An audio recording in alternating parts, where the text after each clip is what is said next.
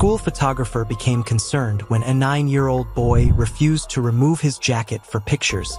When he finally agreed, what she saw on his arms made her scream for the principal. Jessica Winters adjusted the height of her tripod for what felt like the 100th time that morning. The gymnasium of Millfield Elementary School smelled exactly as she remembered from her own childhood. A mixture of floor polish, the rubbery scent of basketballs, and the lingering ghost of yesterday's cafeteria lunch. The familiarity was both comforting and excruciating. "Is the lighting okay in here, Ms. Winters?" asked Principal Eleanor Harrington, her voice carrying that unmistakable administrative tone. Polite efficiency masking mild impatience. "We need to stay on schedule if we're going to get through all 400 students today." Jessica forced a smile, the kind she'd perfected during high-profile photo shoots in Boston when clients made impossible demands. "Almost ready, Principal Harrington. Just making some final adjustments." 6 months ago, she would have been photographing an up-and-coming jazz musician for the cover of Boston Magazine, or capturing intimate portraits of corporate CEOs who paid premium rates for her ability to make them appear both powerful and approachable. Now, she was setting up a portable backdrop against the wall of her childhood elementary school, preparing to immortalize gap-toothed smiles and cowlicks that wouldn't lie flat despite mother's best efforts with hair gel. Life had a cruel sense of humor. The divorce had been messier than she'd ever anticipated. Richard hadn't just taken her confidence and their shared apartment in Cambridge. He'd also stolen her professional network, turning former clients against her with whispered suggestions about her emotional instability and artistic unreliability. One canceled contract had led to another, and within 3 months, Jessica had found herself facing an empty calendar and mounting credit card debt. Coming back to Millfield, Connecticut hadn't been a choice so much as a surrender. The small town 30 minutes outside of Hartford had remained frozen in time. The same family-owned businesses lining Main Street, the same seasonal festivals, the same interconnected web of relationships where everyone knew not just your name but your entire family history going back 3 generations. Mrs. Dunwell, Jessica's mother's bridge partner, had mentioned the school photography contract to Jessica's mother, who had mentioned it to Jessica during one of their increasingly tense phone calls about when Jessica might get back on her feet. It wasn't Jessica's usual style of photography, but beggars, as her mother had helpfully pointed out, couldn't be choosers. "The first class will be arriving in 5 minutes, Principal Harrington announced, checking her watch with the precision of someone who measured her life in bell schedules and standardized testing windows. Jessica nodded, making a final adjustment to her camera settings. Eleanor Harrington hadn't changed much since Jessica had been a student here. Her auburn hair now contained strategic highlights to cover the gray, and fine lines framed her eyes. But she still wore the same style of sensible pumps and still carried the same air of someone who believed structure was the solution to all of life's problems. "We'll be efficient," Jessica promised. "I've done plenty of volume photography before." This wasn't entirely true. Her specialty had been artistic portraiture, not assembly line school photos, but she wasn't about to admit that to Harrington. The principal seemed satisfied with this response. "Excellent. The teachers have the schedule. Each class will come in alphabetically." She hesitated, then added in a slightly softer tone, "It's nice to have a local handling the photography this year. The company we used before sent different photographers each time, and some of them weren't great with the children." Before Jessica could respond, the gymnasium doors swung open and Ms. Peterson's kindergarten class filed in, looking like a parade of anxiety and excitement in miniature form. Some children bounced with barely contained energy, while others clutched their teachers' hands, eyes wide with apprehension. "Look alive," Principal Harrington murmured before striding forward with a bright smile. "Good morning, kindergartners. Today is a very special day. You're going to have your very first Millfield Elementary School pictures taken." Jessica watched the varying reactions, from beaming grins to trembling lips, and took a deep breath. This was going to be a long day. By mid-morning, Jessica had fallen into a rhythm. The process was straightforward. Each child came forward when their name was called, sat on the small stool positioned in front of the navy blue backdrop, followed Jessica's gentle directions to sit up straight and smile, and then returned to their class line after the flash. Some needed more coaxing than others, A few of the younger ones had dissolved into tears, requiring teacher intervention and promises of stickers. But overall, the day was progressing smoothly, if monotonously. "You're good with them?" commented Ms. Abigail Mercer as her third-grade class waited their turn. She was young, probably fresh out of college, with an enthusiasm that hadn't yet been weathered by years in the educational system. "Some of the photographers we've had made the kids feel like they were on an assembly line." Jessica adjusted her camera as a small boy with glasses too large for his face beamed at her direction. "They're people, not products," she replied, snapping the photo. "Perfect, Justin. Next up is Eliza Martin." A girl with intricate braids and a carefully chosen outfit stepped forward, clearly having prepared for this moment. Jessica recognized the type. She'd been that child herself, planning her school picture outfit weeks in advance, practicing her smile in the mirror. "I like your dress, Eliza. The purple really brings out your eyes." The girl's practiced smile transformed into something genuine. "Thank you. My mom said the same thing." As Eliza posed confidently, Jessica felt a small pang. This was the type of connection she'd always valued in her professional work. The brief, authentic moment between photographer and subject. Perhaps school photography wasn't quite the creative death sentence she'd feared. "Beautiful. Next is Thomas Collins." No child stepped forward. Ms. Mercer glanced down her line. "Tommy, it's your turn, buddy." Jessica followed the teacher's gaze to a thin boy near the back of the line who seemed to be trying his best to disappear into the wall. He wore an oversized jacket despite the warm September weather, the sleeves hanging past his fingertips. His sandy brown hair fell across his forehead, partially obscuring eyes that darted nervously between his teacher and the floor. "Tommy, everyone's waiting," Ms. Mercer said, her voice gentle but firm. The boy took a reluctant step forward, then another, his shoulders hunched as if preparing for a blow. When he finally reached the photography area, Jessica noticed details that her professional eye had been trained to catch. The slight yellowish tinge of a fading bruise near his temple, partially hidden by his hair. The way he kept his arms wrapped tightly around himself. The scuffed sneakers that looked a size too small. "Hi, Tommy," Jessica said softly, crouching down slightly to meet his eye level. "I'm Ms. Winters. All you have to do is sit on this stool for a quick picture, and then you're all done." Tommy glanced at the stool as if it might bite him. He perched on the very edge, back rigid, eyes fixed on the floor. "That's great," Jessica encouraged. "Now, for the photo, we'll need to see your face. Can you look up a little?" Tommy raised his eyes fractionally, revealing irises the color of faded denim. Once bright, now washed out and weary in a way no 9-year-old should be. "Wonderful. Now, we'll need to take your jacket off for the photo." The effect was immediate. Tommy's entire body tensed, his hands gripping the edges of his jacket. "No," he whispered, so quietly Jessica almost didn't hear it. Ms. Mercer stepped closer. "Tommy, everyone needs to have their picture taken without outerwear. It's warm in here anyway. You must be uncomfortable." "I'm fine," Tommy insisted, his voice stronger now, edged with panic. "I want to wear my jacket." Jessica noticed the growing restlessness of the students still waiting in line. Principal Harrington, who had returned to check on their progress, was frowning at the schedule in her hand. "Is there a problem?" Harrington asked, approaching the small standoff.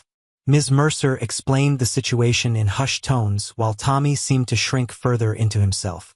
Jessica observed him carefully, noting the way his eyes tracked the adults' conversation, the slight tremor in his hands, the thin film of sweat forming on his forehead despite his insistence on keeping the jacket. Principal Harrington addressed Tommy directly. "Thomas, we need to follow the same rules for everyone. Your classmates all took their jackets off for their photos." Tommy's breathing quickened, taking on a shallow, panicked quality. Jessica recognized the signs of rising anxiety and intervened before the situation could escalate. "It's all right," she said calmly. "Why don't we take a quick break? Tommy can go to the end of the line and have a little more time to get comfortable." Principal Harrington looked as if she wanted to argue but instead pressed her lips into a thin line and nodded curtly. "Very well. Abigail, please continue with the rest of your students. Thomas can have a few minutes to reconsider. As Tommy shuffled to the back of the line with visible relief, Jessica noticed he was clutching the strap of his backpack, where a small Captain America shield pin was attached. I like your pin, she commented casually as he passed. I'm a big fan of Captain America myself. Tommy paused, giving her a quick, surprised glance. You are? Jessica nodded. Absolutely. Steve Rogers never backed down from standing up for what's right, even when he was the smallest guy around. Something flickered in Tommy's eyes. A brief connection. A moment of recognition between two people who understood something about feeling powerless. He was brave, Tommy murmured, his finger tracing the outline of the shield pin. One of the bravest, Jessica agreed. And you know what I think? I think being brave doesn't mean you're never scared. It means you do what you need to do, even when you are scared. Tommy seemed to consider this, his brow furrowing in thought. Jessica didn't push further, instead returning to photograph the remaining students in Ms. Mercer's class. But she kept one eye on Tommy, who stood watching the process with an intensity that suggested he was working through some internal struggle. The morning progressed into afternoon. Jessica took a quick lunch break, eating a sandwich from the deli down the street while reviewing the morning's photographs on her laptop. The images were technically fine, lighting balanced, expressions generally pleasant, but they lacked the artistic quality she'd prided herself on in her previous work. These were functional photographs, not art. She tried not to dwell on how far she'd fallen professionally. When she returned to the gymnasium, she found Tommy Collins waiting by her equipment, still wearing his jacket but looking marginally less terrified. Hi again, Jessica said, surprised. Did Ms. Mercer send you back? Tommy shook his head. I came by myself. During lunch. I see. Jessica set down her camera bag, moving deliberately to avoid startling him. Did you change your mind about the photo? The boy stared at his shoes. Maybe. His fingers worried the edge of his jacket sleeve. Are you really a Captain America fan? Jessica smiled, recognizing the question as the test it was. I am. I always liked that he wasn't born special. He became special because of what was inside him all along. Tommy nodded seriously. My mom liked him too. She said. His voice faltered. She said sometimes the people who seem weakest are actually the strongest. Your mom sounds very wise, Jessica said gently. She died, Tommy stated flatly, the words carrying the weight of practiced delivery. 2 years ago. Cancer. I'm very sorry to hear that, Tommy. He shrugged with a forced casualness that broke Jessica's heart. It's just me and my dad now. Something in his tone when he mentioned his father caught Jessica's attention. A subtle tightening, a barely perceptible withdrawal. She'd spent years learning to read micro-expressions for her portrait work. What she saw in Tommy's face raised alarm bells. You know, Jessica said carefully, I could take your picture with the jacket on, but the school policy is pretty strict about the dress code for photos. She paused, then added, whatever you decide is okay with me. Sometimes rules are important and sometimes there are good reasons to break them. Tommy looked up at her, searching her face as if trying to decode a complex puzzle. If I take it off, he said finally, his voice barely audible. You won't tell anyone why I didn't want to? The question sent a chill through Jessica. That depends, Tommy. If someone is hurting you, I would need to tell someone who can help. His face immediately closed off, panic flashing in his eyes. Nobody's hurting me. I fell. A lot. I'm clumsy. It was the rehearsed quality of the excuse that disturbed Jessica most. Before she could respond, the gymnasium doors opened as classes began returning from lunch. Think about it, Jessica told him quietly. I'll be here all day. Tommy nodded once before darting away, rejoining his classmates who were now lining up against the far wall for afternoon activities. The afternoon session proceeded much like the morning. A parade of children, some eager, some reluctant, all momentarily immortalized by the click of Jessica's camera. But her thoughts kept returning to Tommy Collins and his oversized jacket, the fear in his eyes, the carefully rehearsed explanation for whatever he was hiding beneath those long sleeves. When Ms. Mercer's class returned for their gym period, Jessica noticed Tommy hanging back from the group activities, his eyes occasionally finding hers across the room. She focused on her work, giving him space to make his own decision. Near the end of the day, as she was photographing the last few fourth graders, she sensed someone approach from behind. Turning, she found Tommy standing there, jaw set with determination despite the fear evident in his posture. "I want to take my picture now," he announced, his voice stronger than it had been earlier. Jessica nodded, keeping her expression neutral despite her surprise. "Of course. Let me just finish with Zach here, and then it's your turn." After completing the last scheduled photograph, Jessica adjusted her equipment while Tommy took his place on the stool. His face was pale, his knuckles white where they gripped the edges of his jacket. "Whenever you're ready, Tommy," Jessica said softly. The boy took a deep, shuddering breath. "My dad says I shouldn't show anyone. He says they'll take me away, and then I'll have no one." Jessica felt her heart constrict. "Tommy, but I remember what my mom used to say about being brave." His voice wavered but didn't break. "And Captain America wouldn't hide." With those words, Tommy slowly unzipped his jacket. As he slipped it off his shoulders, Jessica had to fight to maintain her professional composure. His thin arms were a map of abuse, yellowish-purple bruises in various stages of healing, circular burns that could only have come from cigarettes, and what appeared to be belt marks wrapping around his forearms.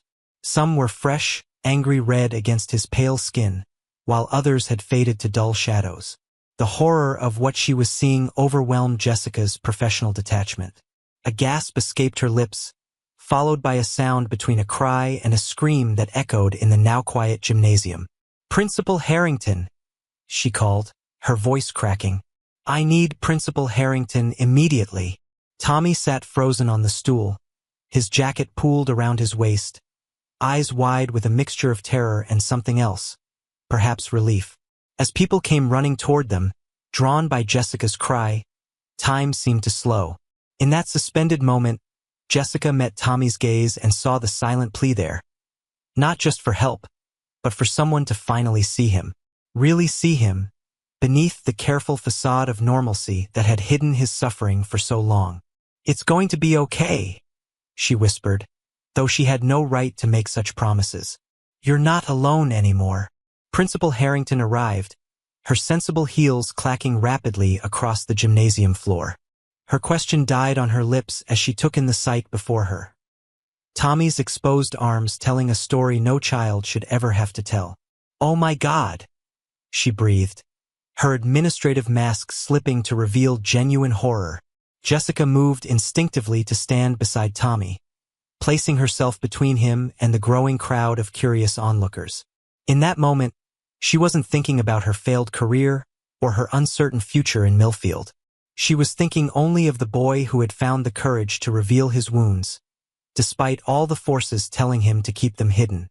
And somewhere in the back of her mind, a long-buried memory stirred, of another child decades earlier, who had learned to hide her own bruises beneath long sleeves and carefully crafted stories.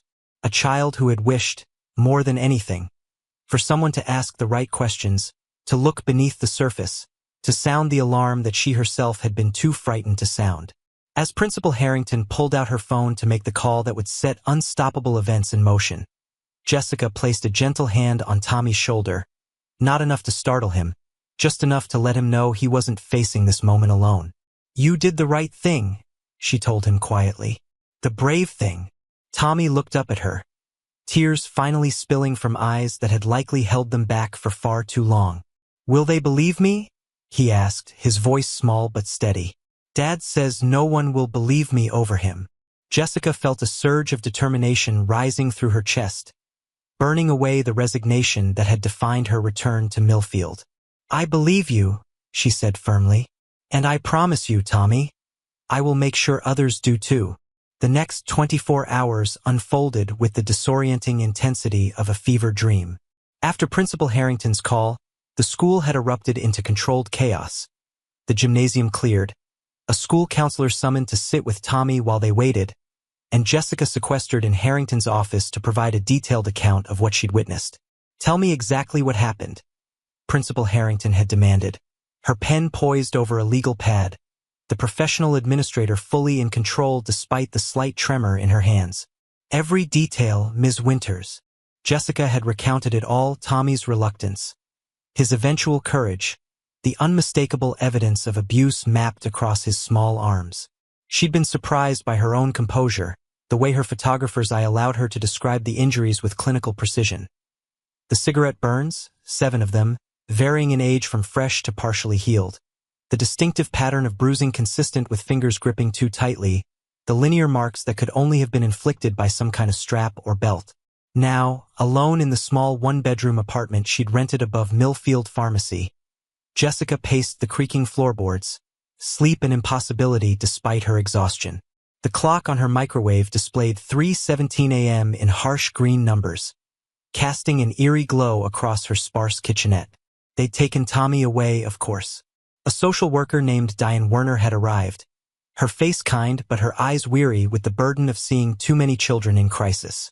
She'd spoken to Tommy in hushed tones while Detective Michael Reeves, a broad-shouldered man with prematurely silver hair and lines etched deeply around his mouth, had taken initial statements from Jessica and Principal Harrington. "We'll need you to come to the station tomorrow for a formal interview," Reeves had told her, his voice surprisingly gentle for a man his size. "And we'll need copies of any photographs you took." Jessica had nodded mechanically, her mind still processing the events of the day. What's going to happen to him? To Tommy? For now, emergency placement with a foster family who specializes in these situations. Reeves had hesitated, then added, "Ms. Winters, I've been doing this job for 15 years. Kids don't make this stuff up, and those injuries didn't happen by accident. You did the right thing." She'd wanted to believe him, but doubt crept in during the late hours when she couldn't sleep. Had she overreacted? Should she have spoken to Tommy privately first, rather than calling out in front of everyone? What if she'd made everything worse? Unable to quiet her mind, Jessica opened her laptop and clicked through the day's photographs. Most were unremarkable, standard school portraits that would be purchased by parents and relegated to refrigerator doors or grandparents' wallets. When she reached Tommy's file, her breath caught. She'd been so focused on his injuries that she hadn't really looked at the photograph she'd instinctively taken just before he'd removed his jacket. It captured him sitting rigidly on the stool, his face a study in conflicting emotions: fear, resignation, and something else. Something like hope or the desperate wish for it. Looking at it now, she realized she'd accidentally created a powerful portrait. Not a school photograph, but an artistic capture of a pivotal moment in a child's life. The moment before revelation. The last second of a secret kept too long. Jessica remembered what her mentor in Boston had once told her. A true portrait shows the person, not the persona. Tommy's school picture had done exactly that, cutting through the facade of normalcy that had shielded his suffering from notice. She closed the laptop, unable to look at his face any longer without her chest constricting painfully. Sleep still eluded her, but Jessica found herself moving with new purpose, gathering the portfolio she hadn't opened since returning to Millfield. Inside were her best works, the photographs that had won awards, graced magazine covers, and established her reputation before Richard had methodically destroyed it. Tomorrow would bring questions, doubts from those who couldn't or wouldn't believe that abuse could happen in their picture-perfect town. Jessica needed to remind herself that she knew how to see truth through a lens, that her eyes hadn't deceived her, that after months of feeling worthless and defeated, she had finally done something that mattered. The Millfield police station occupied a red brick building on Maple Street, its architecture more reminiscent of a small-town library than a center for law enforcement. Jessica arrived at precisely 9 a.m., clutching a USB drive containing Tommy's photographs and wearing the most professional outfit she could assemble from her reduced wardrobe: black pants, a navy blazer over a white blouse, and low heels that clicked authoritatively across the station's linoleum floor. Detective Reeves met her in the lobby. In daylight, she could see the fatigue shadowing his eyes, suggesting he might have slept as poorly as she had. "Ms. Winters, thank you for coming in," he greeted her, extending a hand. His grip was firm but not overpowering. "We'll be using interview room 2. Can I get you coffee before we start?" The offer of coffee, rather than an immediate barrage of questions, caught Jessica off guard. "Yes, please. Black is fine." Reeves nodded and disappeared briefly, returning with 2 mugs. He handed one to Jessica before leading her down a short hallway. "Fair warning, our coffee makes gas station coffee seem gourmet, but it's got enough caffeine to jumpstart a car battery." The attempted levity seemed designed to put her at ease, but Jessica sensed the gravity beneath it. This wasn't his first case of child abuse, and the routine nature of the process, the coffee, the interview room, the careful documentation, only underscored how common such cases must be, even in a town that prided itself on its family values. Interview room 2 was small but not claustrophobic, containing a simple table, 3 chairs, and a conspicuous camera mounted in the corner. Reeves gestured for Jessica to take a seat while he set up a digital recorder. "I need to record this for the official record," he explained. "Just state your full name and contact information when I ask, and then walk me through yesterday's events as completely as you can remember." Jessica nodded, setting her coffee aside. "Has anyone spoken to his father yet?" A shadow crossed Reeves' face. "Robert Collins was brought in for questioning late yesterday. He was not cooperative. Claims his son is accident-prone and that you're exaggerating what you saw." "I'm not," Jessica said firmly. "I believe you." Reeves met her eyes directly. "But Robert Collins is a prominent businessman in Millfield. He's donated to charity fundraisers, sponsors the Little League team, and sits on the Chamber of Commerce. There are people who will find it difficult to reconcile the man they think they know with what you're describing." The implication was clear. This wouldn't be a simple case of reporting abuse and seeing justice served. There would be resistance, denial, perhaps even backlash. Jessica felt a knot forming in her stomach. "I know what I saw," she repeated, steeling herself. "And I have the photographs." Reeves' expression shifted slightly, a flash of respect crossing his features. "Good. Let's get started then." The formal interview lasted over 2 hours. Jessica recounted every detail, from Tommy's initial reluctance to the revelation of his injuries. Reeves asked thoughtful, specific questions that helped her remember additional details. How Tommy had moved carefully, as if in pain. How he'd flinched when adult voices were raised. How his excuses had sounded rehearsed. When they reached the topic of the photographs, Jessica connected her USB drive to Reeves' computer. Together, they examined the images. First, the standard school portrait taken while Tommy still wore his jacket, then several inadvertent shots captured during the moment of revelation. These weren't posed photographs but documentary evidence, clinical and disturbing in their clarity. "These will be crucial," Reeves said quietly, making notes as they viewed each image, especially since they establish a timeline.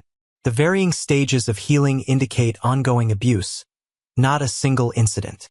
The detective's matter-of-fact assessment made Jessica's throat tighten. She'd been trained to see beauty through her camera lens, to capture moments of joy, introspection, or artistic expression. Using her skills to document a child's suffering felt like a perversion of everything she'd loved about photography.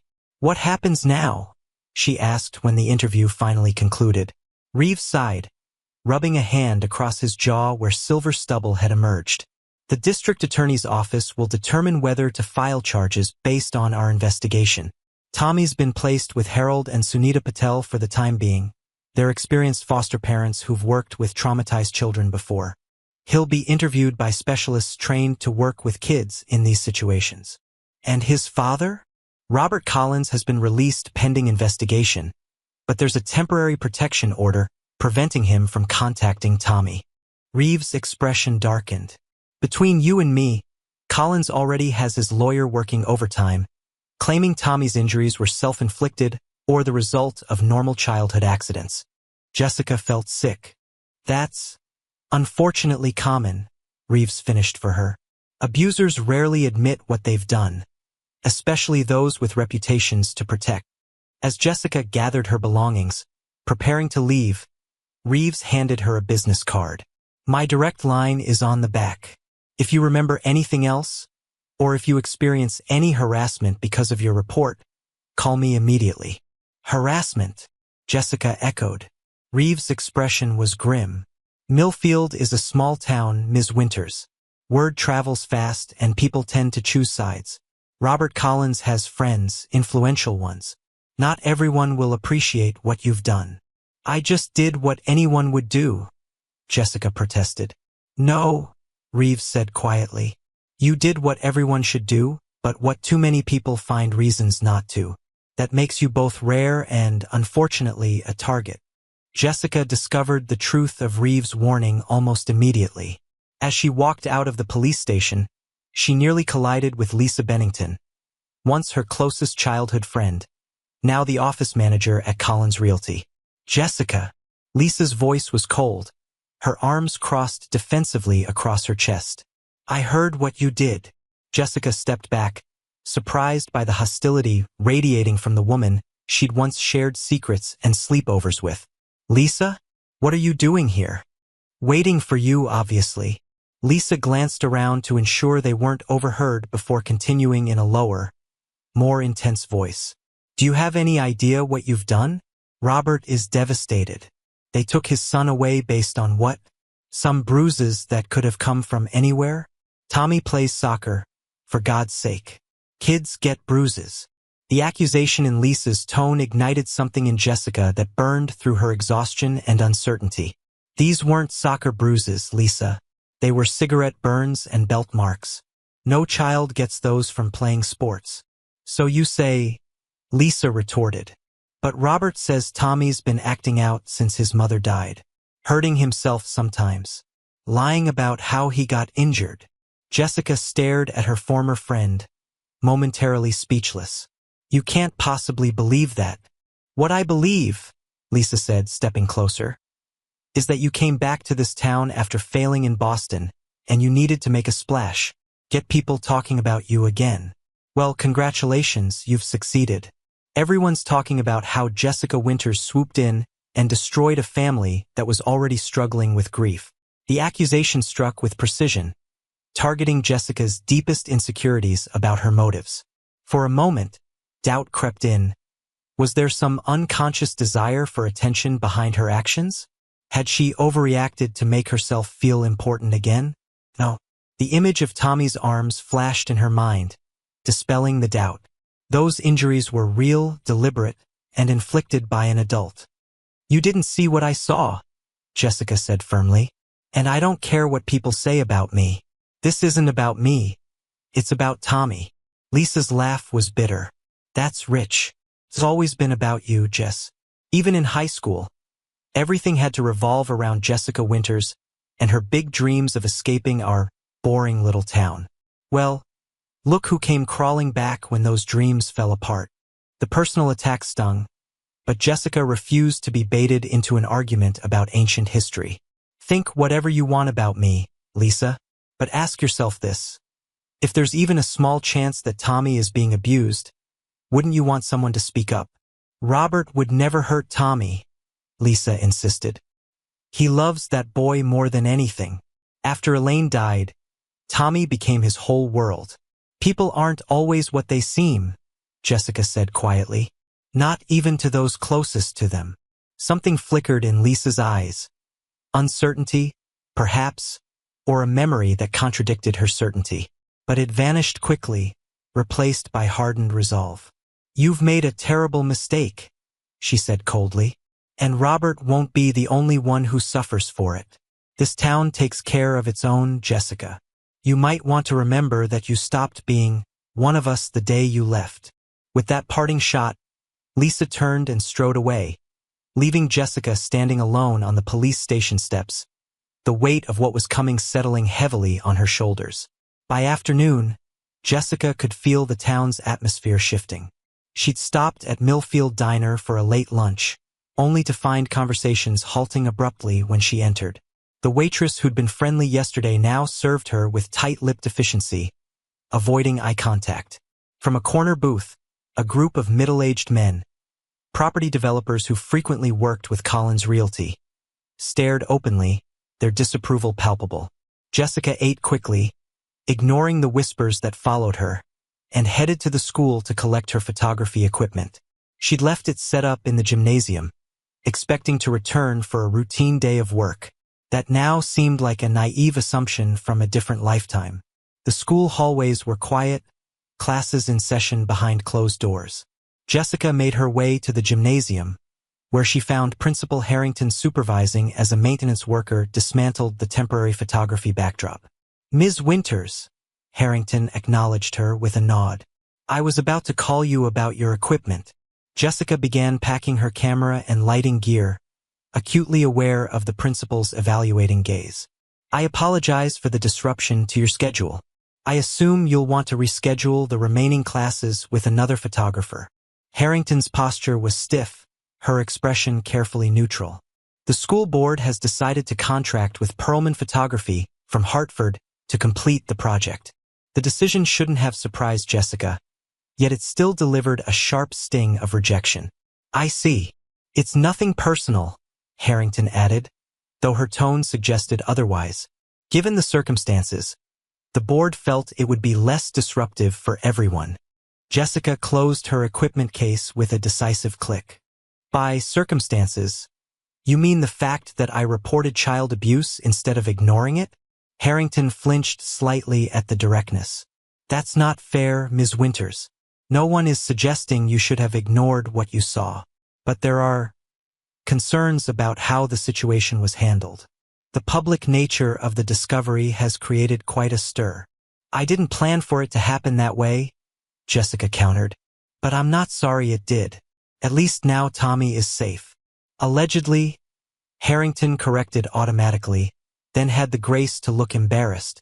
"I mean, of course, these are serious allegations that must be investigated thoroughly. But Robert Collins has been a generous supporter of this school for years. He established a memorial scholarship in his late wife's name that has helped several of our graduates attend college." The implication was clear. Robert's community standing and financial contributions were being weighed against Tommy's welfare. Jessica felt her professional demeanor slipping. "With all due respect, Principal Harrington, no amount of donations justifies what was done to that child. I saw those injuries up close. They weren't accidents." Harrington sighed, seeming to age before Jessica's eyes. "I've been an educator for 27 years, Ms. Winters. I've had to make reports to Child Protective Services before, but never involving someone like Robert Collins." She lowered her voice. "His family goes back 4 generations in Millfield. His grandfather built half the businesses on Main Street. The Collins name means something here." "And Tommy?" Jessica challenged. "What does his suffering mean?" Harrington didn't answer directly. Instead, she glanced at her watch and said, "I need to get back to my office. You can finish collecting your things, but please sign out at the front desk when you leave." Left alone in the gymnasium, Jessica felt a wave of futility wash over her. If even Principal Harrington, a woman whose career was dedicated to children's welfare, was hesitant to fully support Tommy, what chance did he have against the Collins family legacy? As she gathered the last of her equipment, the gymnasium door opened again. Jessica looked up, expecting the maintenance worker, but instead found Ms. Mercer, Tommy's teacher, hovering uncertainly near the entrance. "I heard you were here," Abigail Mercer said, stepping inside and letting the door swing shut behind her. "I wanted to talk to you before you left." Jessica straightened, noticing the younger woman's reddened eyes and the way she continuously twisted a silver ring on her right hand, signs of distress she couldn't quite conceal. "What can I do for you, Ms. Mercer?" "Abigail, please." She moved closer, lowering her voice despite the empty gymnasium. I wanted to thank you for what you did for Tommy." The unexpected support momentarily robbed Jessica of words. "You believe me, then? About what I saw?" Abigail's eyes filled with fresh tears. "I should have seen it myself. There were signs, so many signs. Tommy used to be one of my most engaged students. After his mother died, of course he withdrew some, but these past few months," she shook her head, "he's been absent frequently. When he is here, he's exhausted, jumpy. His homework has suffered. He stopped participating in group activities. Those could be signs of grief, Jessica suggested gently. That's what I told myself, Abigail admitted, shame evident in her voice. But there were other things. In gym class, he never changed with the other boys. During the hot spell in early September, he still wore long sleeves. Once, I saw him wince when another student bumped into him in the hallway, like he was in pain. Did you report your concerns to anyone? Abigail's gaze dropped to the floor. I spoke to Robert at parent-teacher conferences. He was very charming. Explained that Tommy was having a hard time adjusting to life without his mother. Said they were in grief counseling together. Her voice cracked. I believed him. God help me. I wanted to believe him. Jessica recognized the self-recrimination in Abigail's tone. It mirrored her own midnight doubts about whether she should have noticed something earlier, acted more quickly, done more to help. Abusers are often very convincing, Jessica said, remembering her own mother's explanations to concerned neighbors years ago. They have to be, to keep their secrets. I've known Robert for almost 2 years, Abigail continued. He volunteers for school events. He remembers every staff member's birthday with a card. He seems so normal. Her voice dropped to a whisper. I even had dinner with him once after a school fundraiser. He talked about Tommy the whole time. How proud he was of him. How much he wanted to protect him after losing his mother. The revelation added another layer to Abigail's guilt. She hadn't just been fooled as a teacher, but also as a woman who had perhaps begun to see Robert Collins as more than just a student's parent. Abigail, Jessica said carefully, abusers don't walk around with warning signs. They're experts at presenting a perfect face to the world. You couldn't have known. I should have, Abigail insisted. It's my job to protect my students, to notice when something's wrong. She wiped at her tears with the back of her hand. The other teachers are divided. Some think you overreacted, or that Tommy must be confused about how he got those injuries. But I know, her voice broke, I know I failed him, and I won't do it again. Jessica reached out, squeezing the younger woman's shoulder. Then help him now. When the investigation proceeds, tell them everything you just told me. Tommy will need people who believe him.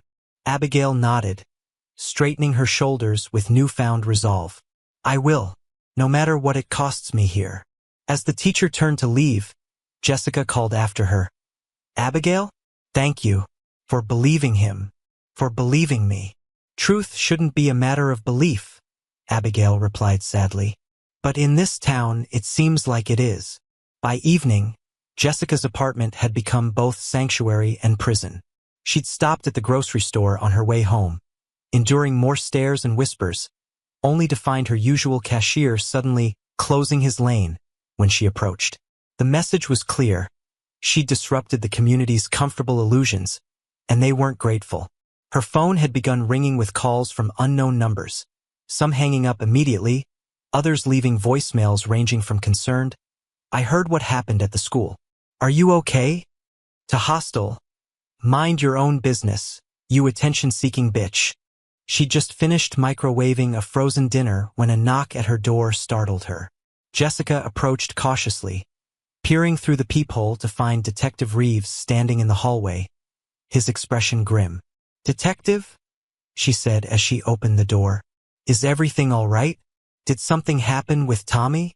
Reeves shook his head. Tommy's safe with the Patels. May I come in? There are some developments you should be aware of. Jessica stepped aside, suddenly conscious of her apartment's Spartan appearance. Moving boxes still stacked in corners, walls bare of decoration, the fold-out table serving as both desk and dining area. Like her life, the space was in limbo, neither temporary nor permanent, just existing in an uncomfortable in-between state. Sorry about the mess, she said automatically.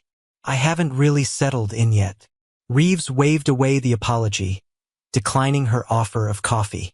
Once they were seated at the small table, he got straight to the point. Robert Collins held a press conference this afternoon. He's claiming that you manipulated and coached Tommy into making false accusations because of a personal vendetta. Jessica stared at him, momentarily speechless. What?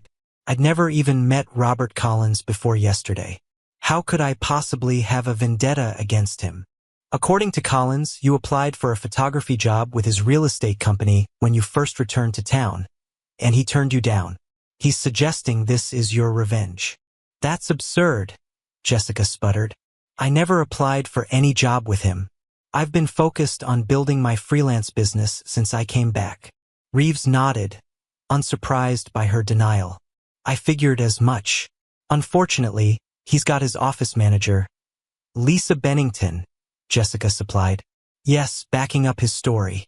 She claims you approached her about doing professional photography for their listings, and she passed your information to Collins, who declined.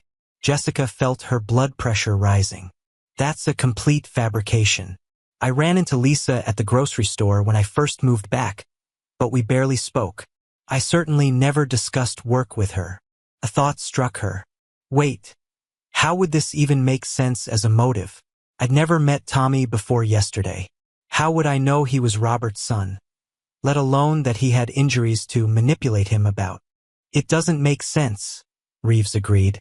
But Collins is desperate and well-connected. He's throwing everything at the wall to see what sticks. And unfortunately, some people are more than willing to believe him. Jessica rubbed her temples, where a headache was beginning to throb. So what happens now? The investigation continues. The medical examination of Tommy has confirmed that his injuries are consistent with deliberate physical abuse, not accidents or self-harm. The district attorney is reviewing the evidence to determine charges. And Tommy? Where does this leave him? For now, he stays with the Patels. There will be a custody hearing next week to determine a more permanent arrangement pending the outcome of the criminal investigation. Reeves hesitated, then added, The system isn't perfect, Ms. Winters, but we're doing everything we can to protect him.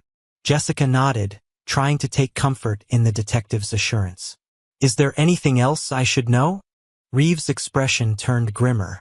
Collins' attorney has filed a complaint against you with the Department of Children and Families, claiming you traumatized Tommy by forcing him to expose his injuries in public and photographing him without parental consent. What? Jessica felt the floor tilting beneath her. That's not what happened at all. Tommy chose to show me his arms. And the photographs were part of my job. Every child was being photographed for the school yearbook. I know, Reeves said calmly, and the complaint will likely be dismissed once the full context is understood. But I wanted you to be aware, in case an investigator contacts you. The implications were staggering. Robert Collins wasn't just defending himself. He was going on the offensive, attempting to discredit and possibly punish Jessica for reporting the abuse. He's trying to destroy me, she whispered, the realization settling like ice in her veins. Just like Richard did in Boston. Reeves frowned. Richard. Jessica hadn't meant to reveal that particular wound, but it spilled out anyway. My ex-husband. When I filed for divorce after catching him cheating, he retaliated by spreading rumors that I was mentally unstable. I lost clients, contracts, eventually my entire business. She laughed bitterly. And now here I am, being painted as unstable and vindictive all over again. Reeves studied her with unexpected compassion. That explains why this is hitting you so hard. History repeating itself. Except this time, it's not just my career at stake. It's a child's safety. Jessica straightened her shoulders, finding resolve in that thought. I won't back down, detective. Not this time. No matter what Collins throws at me. I was hoping you'd say that, Reeves admitted. Tommy needs allies who won't be intimidated. He handed her a business card different from the one he'd given her earlier. This is Daryl Washington. He runs the Millfield Community Center. He's also a licensed counselor who specializes in trauma and abuse cases. Jessica accepted the card, puzzled. Why are you giving me this? 2 reasons. First, Daryl's a good person to have in your corner. He's respected in this town and not easily swayed by the Collins family name. Reeves hesitated before adding, second, dealing with abuse cases can bring up painful memories and emotions, especially for those who've experienced similar trauma themselves. Jessica stiffened. I never said, You didn't have to, Reeves said gently. I've worked these cases a long time, Ms. Winters. I recognize the signs. The way you described Tommy's behavior, the specific details you noticed that others missed, those aren't just professional observations. They come from a deeper understanding. She wanted to deny it, to maintain the protective wall she'd built around her childhood memories. But something about Reeves' matter-of-fact tone, devoid of pity or judgment, made denial seem pointless. It was my stepfather, she said finally, the words scraping her throat like broken glass. For 3 years, until I was old enough to threaten to go to the police myself. My mother never believed me, or pretended not to. Reeves nodded, accepting her disclosure without pressing for details she wasn't ready to share. Then you understand better than most what Tommy's facing, and why it matters that you reported what you saw, regardless of the personal cost. I do, Jessica agreed, finding unexpected strength in the admission. For years, she'd buried her history, treating it as a shameful secret rather than the source of insight and empathy it could be. I just hope it's enough, that he doesn't end up back with his father because people in this town can't see past the Collins family reputation. That's where you're wrong, Reeves said, rising to leave. People can see past it, when someone brave enough shows them how. At the door he paused. Lock up behind me, Ms. Winters, and call that number I gave you. Daryl's hosting a community discussion about child welfare at the center tomorrow night. Might be good for you to see that not everyone in Millfield is taking Colin's side. After Reeves left, Jessica double-checked her locks, then sank onto her second-hand couch, emotionally drained. Her phone chimed with a text message from an unknown number. Bracing herself for more hostility, she was surprised to find something entirely different. This is Sunita Patel. Detective Reeves gave me your number. Tommy asked about you today. He wanted to know if you were okay. He's worried his father might be angry with you. If you could send a short message I could read to him, I think it would help him feel less anxious. Jessica's vision blurred with tears as she composed her reply. Please tell Tommy that I'm fine, and he doesn't need to worry about me. Tell him that he was braver than Captain America yesterday, and that I'm honored to know someone so courageous. Tell him that nothing his father says or does will change the truth, and that many people are working to keep him safe now.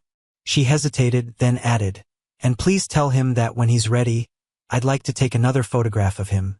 Not for school, but just for him. A real portrait that shows who he truly is.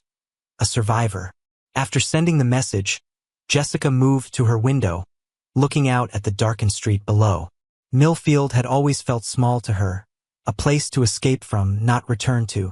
Yet here she was, drawn back by circumstance only to find herself at the center of a storm that would test not just her resilience, but the character of the entire community. As streetlights flickered on, illuminating patches of the familiar sidewalks where she'd once walked as a child, hiding her own secrets, nursing her own invisible wounds, Jessica made a silent promise to Tommy Collins and to her younger self. This time, the truth would not be buried beneath comfortable lies. This time, someone would stand firm against the pressure to look away. This time would be different. The Millfield Community Center occupied what had once been the town's first public library, a stately brick building with tall windows and a small dome crowning its roof. Despite renovations to accommodate modern needs, the center maintained its historical character, from the original oak bookshelves now repurposed for community resources to the reading nooks that had been transformed into small meeting spaces. Jessica arrived 20 minutes early for the community discussion, partly to avoid the awkwardness of walking in once everyone was already seated, and partly because she hadn't been inside the building since high school. She needed time to reorient herself, to prepare for whatever reception might await her. You must be Jessica Winters. A deep voice greeted her as she stepped into the main hall, where chairs were being arranged in a semicircle. The man approaching her was tall and broad-shouldered, with close-cropped salt and pepper hair and skin the color of burnished mahogany. His smile was warm but evaluating. Michael said you might come. I'm Daryl Washington. Nice to meet you, Jessica replied, accepting his extended hand. His grip was solid and reassuring. Detective Reeves mentioned you're hosting a discussion tonight? Daryl nodded, gesturing for her to follow him toward a small office off the main hall. Child welfare and community responsibility. It was already scheduled before recent events, but the timing couldn't be more appropriate. He closed the office door behind them, offering Jessica a seat. Coffee? Tea? It's not great, but it's hot. I'm fine, thanks. Jessica settled into the chair, noticing the framed credentials on the wall: master's degrees in social work and counseling, certifications in trauma therapy, awards for community service. You've been running this place long? 8 years, Daryl confirmed, leaning against his desk rather than sitting behind it. A deliberate choice that put them on more equal footing. Came back to Millfield after working in Hartford's social services department for a decade. Thought I could make more difference in a smaller community. His expression turned wry. Some days I wonder if that was overly optimistic. Jessica understood the sentiment all too well. Small towns can be resistant to change, or to uncomfortable truths. That they can. Daryl studied her with intelligent eyes that seemed to see more than she was saying. Michael filled me in on the basics of what happened at the school. How are you holding up? The directness of the question caught Jessica off guard. Most people had asked about Tommy, about the investigation, about what would happen next. Few had inquired about her well-being. She started to offer her standard fine, then reconsidered. Actually, it's been harder than I expected. Not just the backlash, but the memories it's bringing up. Daryl nodded, unsurprised. Trauma has a way of resurfacing when we encounter similar situations, especially when we're trying to help someone else through what we experienced ourselves. Again, his perception was uncanny. Detective Reeves told you about my background? Only that you might have personal insight into what Tommy's experiencing, Daryl clarified. He didn't share details. That would be your story to tell, if and when you choose to. The respect for her privacy was refreshing after days of feeling exposed and judged. I appreciate that. Jessica glanced at her watch. Should we head back out? People will be arriving soon. In a minute. Daryl straightened, his expression turning more serious. First, I want you to know what to expect tonight. This town is divided, Jessica. Robert Collins has been making the rounds, garnering support, painting himself as the victim of false accusations. Some of his supporters may show up tonight, and they probably won't be subtle about their opinions. I've already gotten a taste of that, Jessica said grimly. I'm sure you have. But there's another side to Millfield. People who've been concerned about Robert's behavior since Elaine died. People who've noticed changes in Tommy but didn't know how to address them. People who want to do the right thing but weren't sure what that was until now. Daryl's eyes held hers steadily. You're not as alone in this as Robert wants you to believe. The reassurance eased something tight in Jessica's chest. Thank you for telling me that. It's been feeling very isolating. Isolation is a powerful tool for silencing people, Daryl observed. That's why community matters. Speaking of which, there's someone who'd particularly like to meet you tonight, Elaine Collins' sister, Catherine Meadows. She's come down from Albany and is staying with friends while she attempts to connect with Tommy. Jessica blinked in surprise. Tommy has an aunt? Does she know what's been happening? She suspected something wasn't right. Catherine and Robert have a strained relationship, to put it mildly. After Elaine died, he limited Catherine's access to Tommy, claiming her visits were disrupting their healing process. Daryl's tone made clear his skepticism of this explanation. She's been trying to maintain some contact, but Robert has made it increasingly difficult. When she heard about what happened at the school, she came immediately. New pieces of the puzzle clicked into place for Jessica. So Tommy has family who could take him, instead of staying in foster care? That's Catherine's hope. There's a hearing scheduled for Monday morning to determine temporary custody arrangements while the criminal investigation proceeds. A knock at the office door interrupted them. A young volunteer poked her head in. Sorry to interrupt, Mr. Washington, but people are starting to arrive. Thanks, Emma. We'll be right out. As the door closed, Daryl turned back to Jessica. Ready? Jessica took a deep breath, steeling herself. As I'll ever be. The community center's main hall had transformed in their absence, now filled with about 40 people seated in the arranged chairs, with more standing along the walls.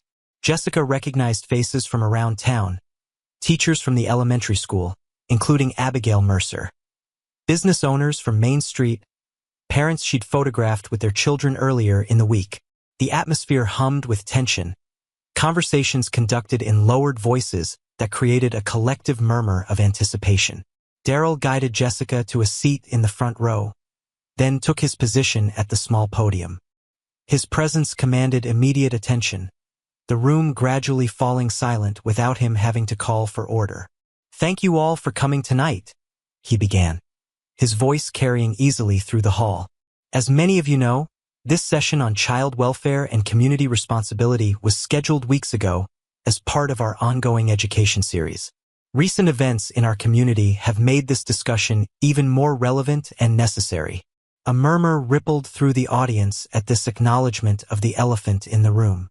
"Before we begin, I want to establish some ground rules," Daryl continued. "First, this is not a forum for discussing specific details of any active investigation or making accusations against individuals. Second, we will maintain respect for all speakers, especially when we disagree with their perspectives. And third, remember that our goal tonight is not to assign blame, but to better understand how we as a community can protect our most vulnerable members."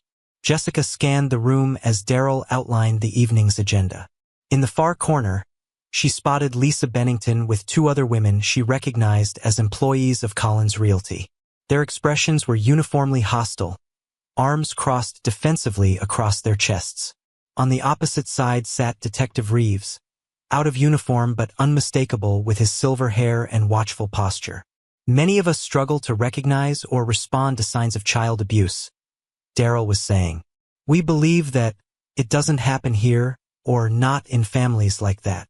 We mistake indicators of trauma for behavioral problems or developmental issues. Or, perhaps most tragically, we notice concerning signs but convince ourselves that it's not our place to intervene." A woman in the third row raised her hand. "But how can we know for sure? Children fall and get hurt all the time. My own son came home from soccer practice last week with bruises all up his shins. Should I be suspicious of his coach?" "That's an excellent question," Daryl acknowledged. "There's an important distinction between accidental injuries, which, as you point out, are common in active children, and patterns that suggest abuse. May I refer this to our guest speaker? Dr. Patricia Chun is a pediatrician with specialized training in recognizing child abuse." A petite Asian-American woman rose from her seat, moving to join Daryl at the podium. With clinical precision but accessible language, she outlined the differences between typical childhood injuries and those that raised red flags, distinctive patterns, injuries in various stages of healing, wounds in locations unlikely to be accidentally injured, burns with distinctive shapes suggesting cigarettes or lighters. Jessica found herself nodding along, mentally cataloging the exact patterns she'd seen on Tommy's arms. When Dr. Chun described children with abuse histories as often being hypervigilant, flinching at sudden movements, or wearing inappropriate clothing to hide injuries, the portrait of Tommy became even clearer. "The most important thing to remember," Dr. Chun concluded, "is that reporting concerns doesn't mean you're accusing someone. You're simply ensuring that trained professionals can evaluate the situation. If there's no abuse, a report harms no one. But if there is abuse and no one reports it, a child continues to suffer." As the doctor returned to her seat, a man near the back stood without waiting to be recognized. "That's easy to say when you're not the one being falsely accused." Jessica recognized him as Frank Delaney, Robert Collins' attorney. "What about the devastation to families torn apart by mistaken or malicious reports? What about reputations destroyed while investigations drag on?" Before Daryl could intervene, another voice spoke up from the middle of the room. "What about the devastation to children who are actually being abused while everyone looks the other way?" All heads turned toward the speaker, a woman in her early 40s with brown hair pulled back in a simple ponytail, wearing jeans and a navy cardigan. Something in her features reminded Jessica of Tommy, the same slightly upturned nose, the same determined set to her chin. Daryl cleared his throat. "Everyone, this is Catherine Meadows, who has joined us from Albany." Catherine stood, facing Frank Delaney directly. "You speak of families torn apart, Mr. Delaney. My sister Elaine died 2 years ago. Since then, I've watched my nephew Tommy withdraw into himself.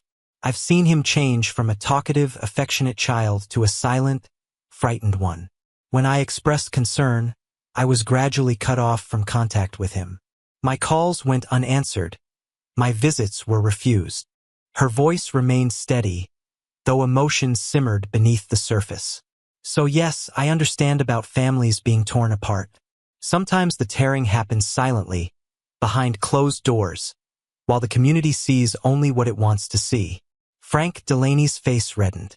Robert Collins is a grieving widower who's done his best to raise his son alone, while running a business that employs 12 people in this community. These baseless accusations?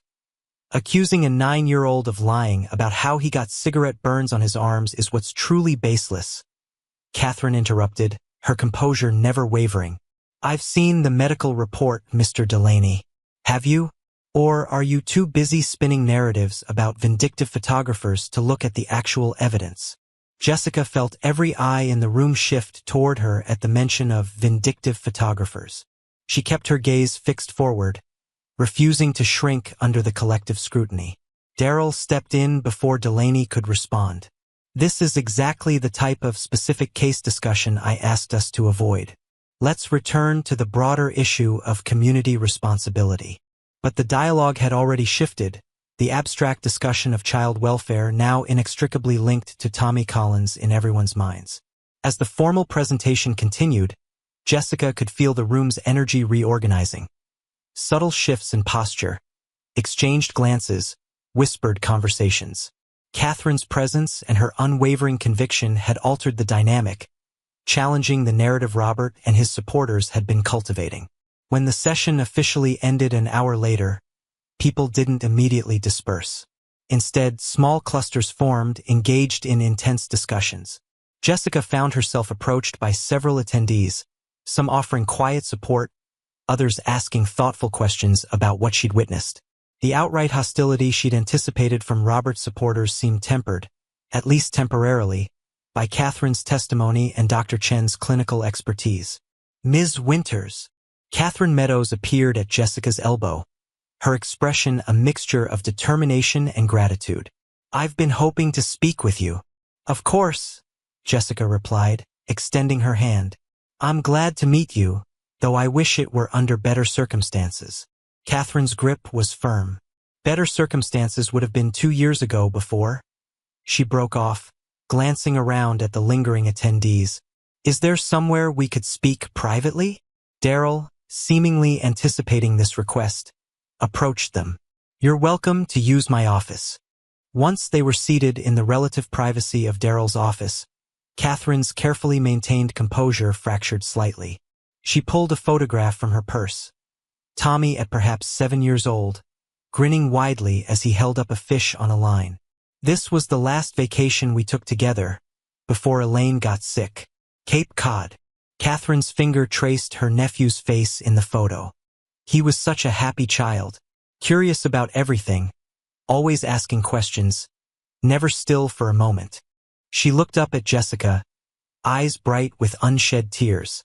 "When I saw him yesterday at the Patels, he barely spoke above a whisper. He flinched when I tried to hug him. My own nephew, afraid of being touched." Jessica's heart ached for both Tommy and his aunt. "I'm so sorry, Ms. Meadows." "Catherine, please." She carefully returned the photo to her purse. "The social worker tells me Tommy's physical injuries are being well documented and treated, but I'm more concerned about the wounds we can't see, the psychological damage of what he's endured." She focused intently on Jessica. "You're the one who saw past his defenses, who noticed what others missed.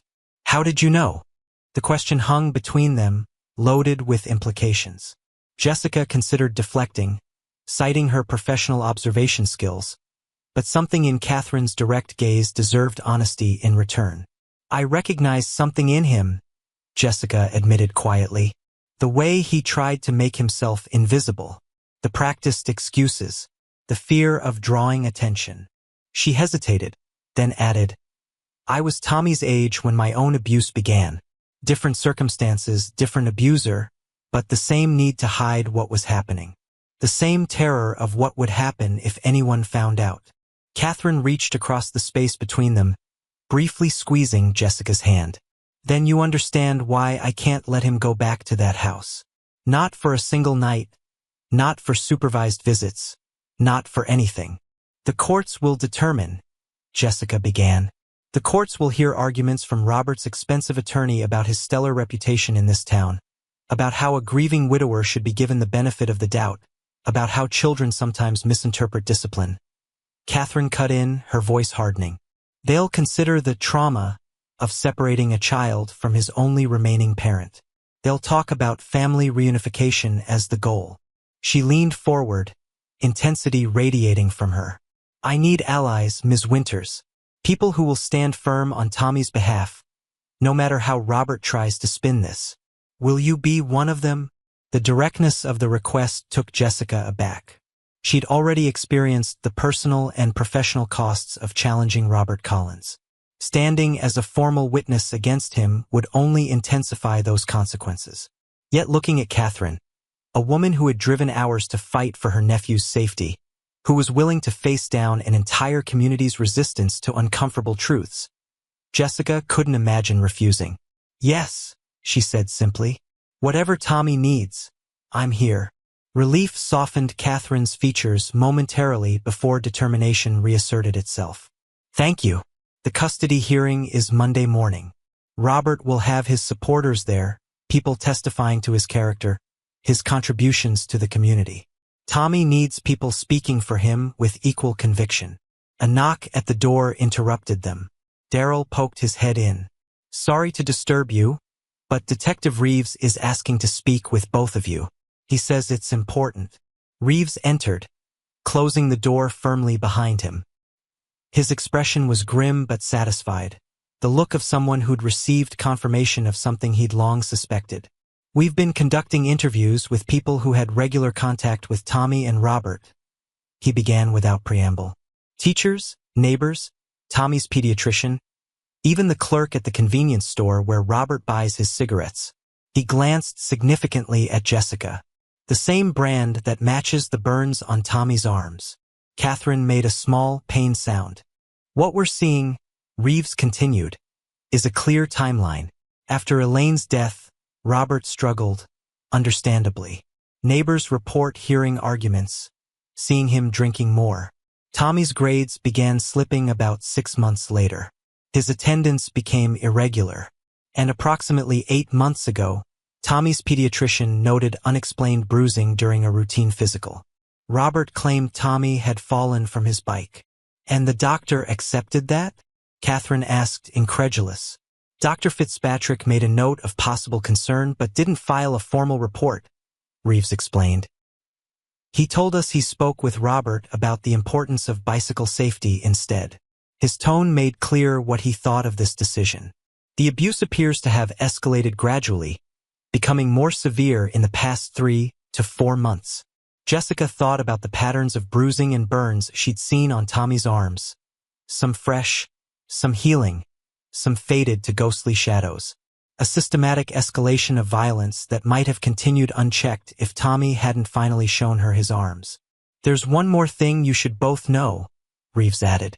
We obtained a warrant to search the Collins home based on the medical evidence. We found Tommy's school assignments hidden under his mattress, papers marked with failing grades, tests with incorrect answers, and beside them, a belt. The implication was clear and horrifying. Tommy had been hiding his academic struggles, knowing they would trigger his father's abuse. My God, Catherine whispered. Elaine would be devastated. She never wanted Tommy to feel pressure about school. She always said learning should be joyful, not stressful. The district attorney is moving forward with charges, Reeves informed them. Child endangerment, physical abuse, assault. Robert was arrested an hour ago. Catherine's relief was palpable. So Tommy is safe. Robert can't get to him now. For the immediate future, yes, Reeves agreed, though his expression remained cautious. But Collins made bail almost immediately. He's been ordered to stay away from Tommy and from both of you. He looked pointedly at Jessica. Given his resources and connections, I'd advise taking precautions. Be aware of your surroundings. Report any concerning behavior immediately. The warning sent a chill through Jessica. She'd experienced hostility and social ostracism since reporting Tommy's abuse, but the thought of Robert Collins potentially seeking more direct retribution hadn't fully registered until now. Are you suggesting he might try to harm us? Catherine asked, voicing Jessica's unspoken concern. I'm suggesting that a man who would burn his son with cigarettes is unpredictable and dangerous, Reeves replied evenly, especially when backed into a corner. As the implications of Reeves' warning settled over them, Darryl cleared his throat. There's something else we need to discuss, the media. Word has spread beyond Millfield.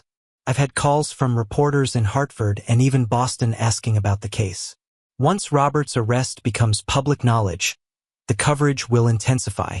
Jessica felt a surge of anxiety at the thought of reporters digging into her background, potentially uncovering her own history of abuse or the professional collapse that had driven her back to Millfield. Can we prevent that somehow? Keep Tommy's name out of the news at least. As a minor, his identity should be protected in official reports, Reeves said. But in a town this size, with rumors already circulating, it will be difficult to maintain complete privacy. Catherine straightened her shoulders, a new resolve hardening her features. Then we control the narrative. Not Robert, not his attorney, not gossips who don't know the facts. If this has to become public, we ensure that Tommy's welfare remains the central concern, not Robert's reputation or community standing. And how do we do that? Jessica asked.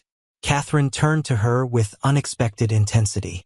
Through your photographs, the evidence you captured. Images speak louder than Robert's denials ever could. Jessica shook her head reflexively. Those photographs are evidence in an active investigation. We can't release them to the public. And even if we could, exposing Tommy's injuries that way would only traumatize him further. Not those photographs, Catherine clarified. I'm talking about new ones.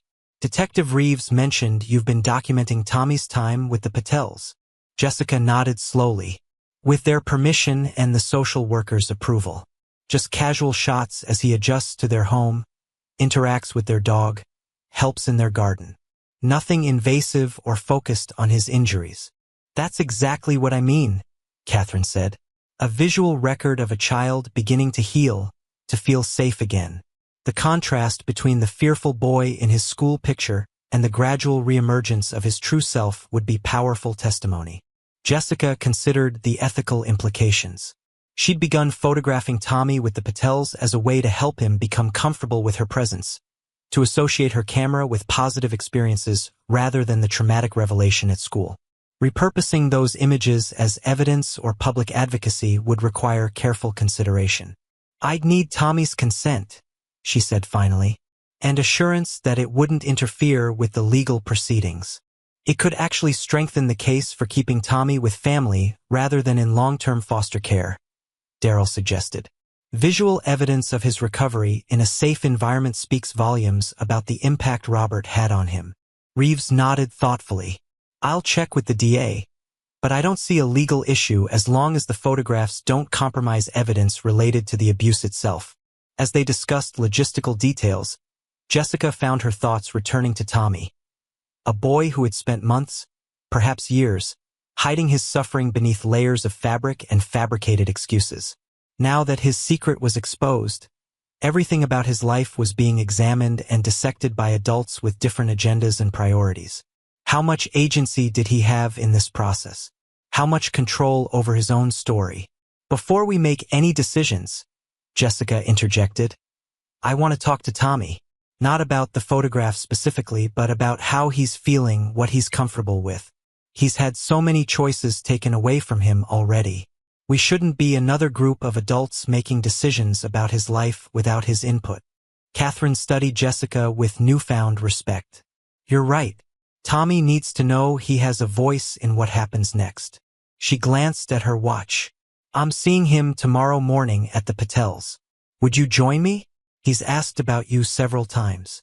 The knowledge that Tommy had been thinking about her sent a wave of emotion through Jessica's chest. "I'd like that very much." As they finalized arrangements, Jessica realized that for the first time since discovering Tommy's abuse, she felt something beyond horror and outrage.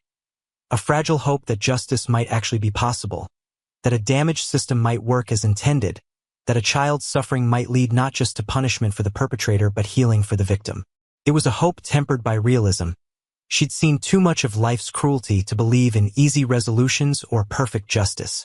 But looking at Catherine's determination, Reeves' methodical pursuit of evidence, and Daryl's community advocacy, Jessica allowed herself to believe that Tommy Collins might become more than a victim.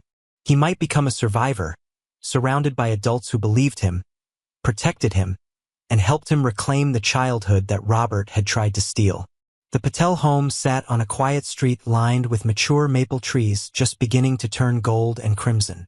The house itself was a well-maintained colonial with a wraparound porch and carefully tended flower beds where late-season blooms provided splashes of color. As Jessica parked behind Catherine's rental car, she found herself reassessing her mental image of foster care. The Patel's home radiated warmth and stability, the very atmosphere a child in crisis would need. Sunita Patel greeted them at the door with a gentle smile, her silver-streaked black hair pulled back in a practical braid, her movements calm and deliberate. "Tommy's out back with Harold and Buddy," she explained, leading them through a house that smelled of baking bread and brewed tea. "He's been helping with the vegetable garden. We find working with the earth can be very healing for children who've experienced trauma." Through the kitchen window, Jessica could see a small figure kneeling beside an elderly Indian man in the garden, both focused on planting something in the rich soil. A golden retriever lounged nearby, occasionally rising to investigate their progress before settling back in a patch of sunlight. "Buddy has been wonderful for Tommy," Sunita commented, noticing Jessica's gaze. "Animals don't ask questions or make demands. They simply offer unconditional affection." "How is he doing?" Catherine asked, anxiety evident in her voice despite her efforts to appear calm. Sunita considered the question carefully. "He has night terrors, apologizes constantly for the smallest things, still wears long sleeves despite the warm weather." Her expression softened as she looked back toward the garden. "But there are moments when he forgets to be afraid. With Buddy or when Harold taught him to make chapati yesterday. Those moments are becoming more frequent." Catherine blinked back tears. "Thank you for taking care of him." "It's a privilege," Sunita replied simply. "Now let me call them in. I've made tea, and Harold baked chocolate chip cookies this morning specifically because Tommy mentioned they were his favorite." As Sunita stepped onto the back porch to summon them, Jessica felt a flutter of nervousness. Her last interaction with Tommy had been during the traumatic revelation of his abuse. How would he feel seeing her now? Would he resent her for the upheaval that followed? Fear her as another adult who had changed his life without warning? Her concerns evaporated when Tommy entered the kitchen. Though still thin and somewhat subdued, he moved with less tightly wound tension than he had at school. When he spotted Catherine, a smile, small but genuine, transformed his face. Then his gaze found Jessica, and he froze momentarily, his expression difficult to read. "Tommy, you remember Ms. Winters?" Sunita said gently. Tommy nodded, ducking his head slightly. "The photographer. You like Captain America?" Jessica smiled, relieved he remembered their connection. "That's right. Thanks for seeing us today." Harold Patel, a dignified man with kind eyes behind wire-rimmed glasses, placed a protective hand on Tommy's shoulder. "We've been talking about brave people, haven't we, Tommy? People who speak the truth even when it's difficult." Tommy glanced up at him, then back to Jessica with newfound understanding in his eyes. "Like you did." Jessica felt her throat tighten with emotion. "Like we both did." They settled around the Patel's kitchen table with tea and cookies, the adults carefully keeping the conversation light and unforced. Tommy remained quiet but attentive, occasionally responding to direct questions, visibly relaxing as the visit progressed without any mention of his father or the upcoming hearing. When Harold suggested showing Catherine the vegetables they'd harvested that morning, Sunita smoothly added, Perhaps Tommy could show Jessica the pictures he's been drawing. He's quite talented.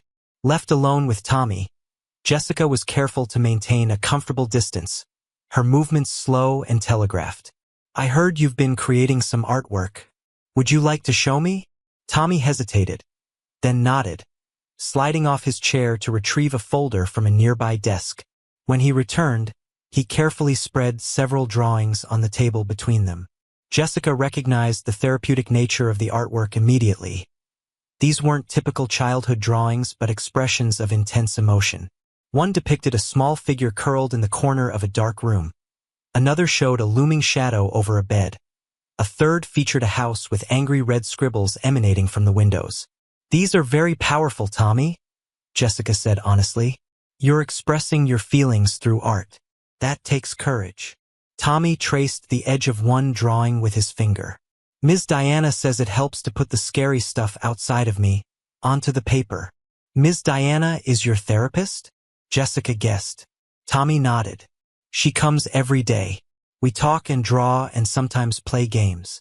He glanced up briefly. She doesn't make me talk about stuff if I don't want to. That's important, Jessica agreed. You should always have a choice about what you share and when. Tommy seemed to consider this, then carefully selected another drawing from the folder, this one different from the others. It showed a crude but recognizable rendering of Captain America's shield protecting a small figure while keeping a larger, darker figure at bay. This is from yesterday, he explained quietly. After Ms. Diana asked who makes me feel safe, Jessica studied the drawing, recognizing the significance of Tommy's chosen imagery. Captain America's shield protects people who can't protect themselves. Yeah. Tommy's voice dropped to a near whisper. But I was thinking about you too. When you saw my arms and didn't pretend like my dad. You made the bad stuff stop. The simple statement hit Jessica with the force of a physical blow. In all her self-doubt and anxiety about the consequences of her actions, she'd almost lost sight of the most fundamental truth. A child who had been suffering was now safe. Whatever came next, whatever price she paid professionally or personally, that fact remained. Tommy, she said carefully, I want to ask you something important, but I want you to know that you can say no, and that's completely okay. He looked up, wariness returning to his posture. I've been taking some photographs of you here with the Patels. Just casual moments, nothing about your injuries or anything that would make you uncomfortable. I thought they might help show the judge at Monday's hearing how well you're doing here, how you're starting to feel safer. She paused, making sure he was following. But those are your experiences, your feelings. So I wanted to ask your permission before I share those photographs with anyone. Tommy's brow furrowed in concentration. Would my dad see them? His lawyer might, Jessica answered honestly. But their purpose would be to help the judge understand that you're doing better now that you're in a safe place. Tommy was quiet for a long moment, thinking, would it help Aunt Catherine?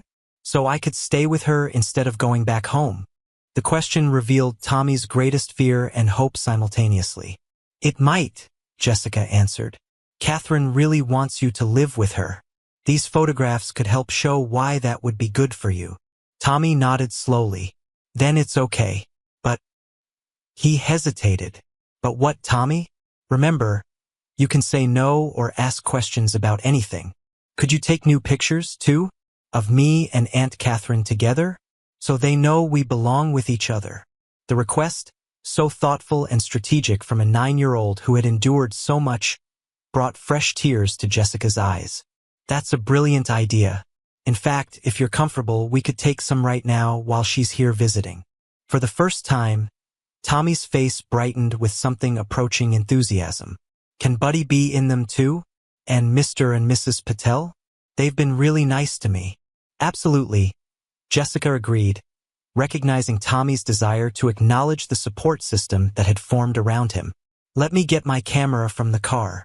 When she returned with her equipment, she found the Patels and Catherine had rejoined Tommy in the kitchen.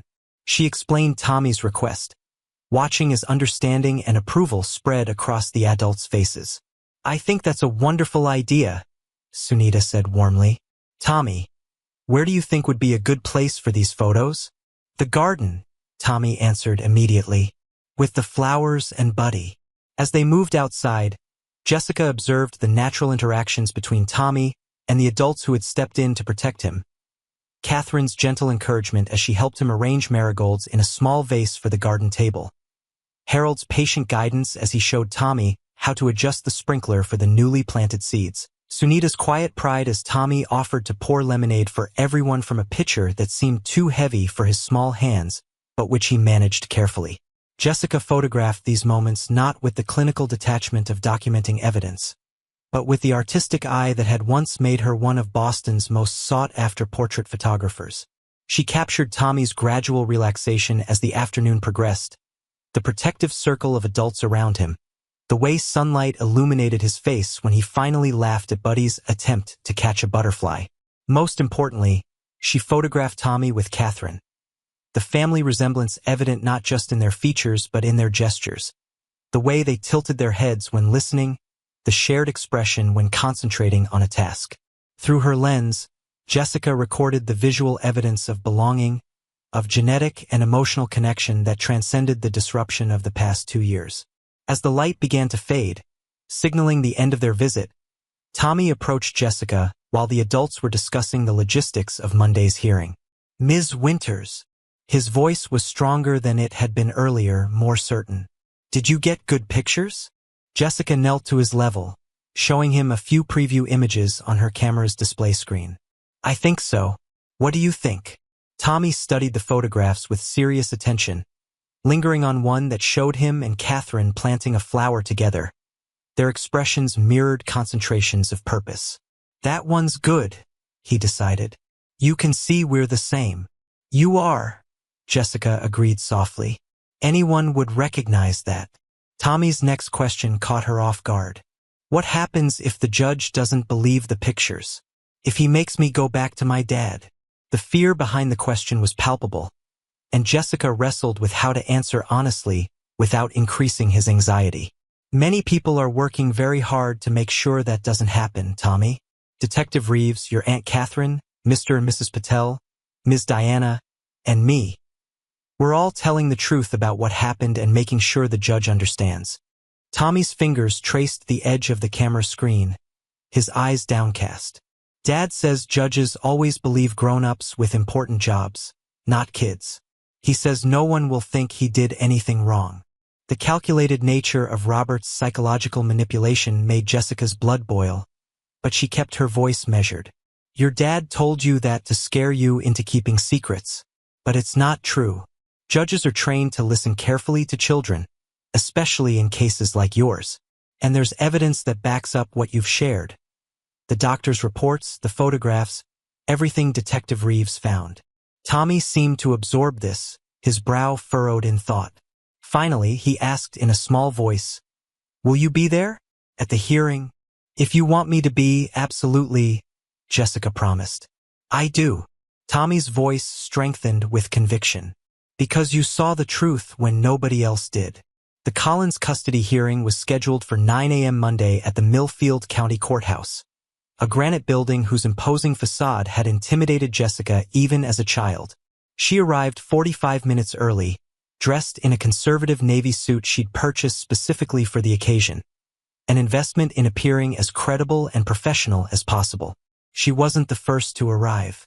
A small crowd had already gathered outside the courtroom, Robert's supporters on one side of the corridor, Tommy's advocates on the other, with court officers stationed strategically between them. Jessica spotted Lisa Bennington among Robert's contingent, along with several prominent business owners from Main Street. On Tommy's side stood Catherine, the Patels, Darrell Washington, and, surprisingly, Abigail Mercer, who offered Jessica a small, nervous smile.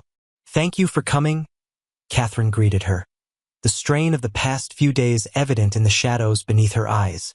"Did you bring the photographs?" Jessica patted her portfolio. "All organized and ready." The judge approved their submission as character evidence through Detective Reeves. Speaking of the detective, he appeared at the end of the hallway, escorting a small figure whose presence caused an immediate hush to fall over both groups. Tommy walked beside Reeves, dressed in neatly pressed khakis and a button-down shirt that must have been newly purchased, as it lacked the overworn quality of his school clothes. Though still wearing long sleeves despite the warm autumn day, he held his head higher than he had at school, his gaze briefly scanning both sides of the hallway before focusing firmly on Catherine.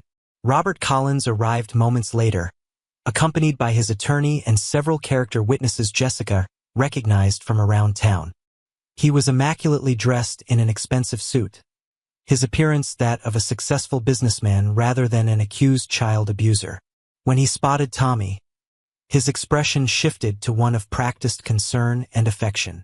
"Tommy," he called softly. "Son, are you okay?"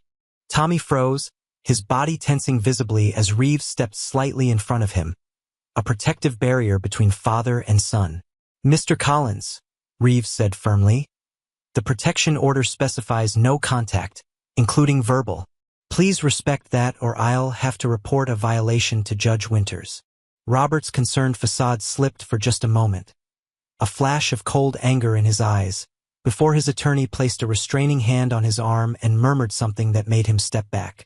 Jessica watched this interaction carefully, noting not just Robert's momentary break in character but also Tommy's physical response.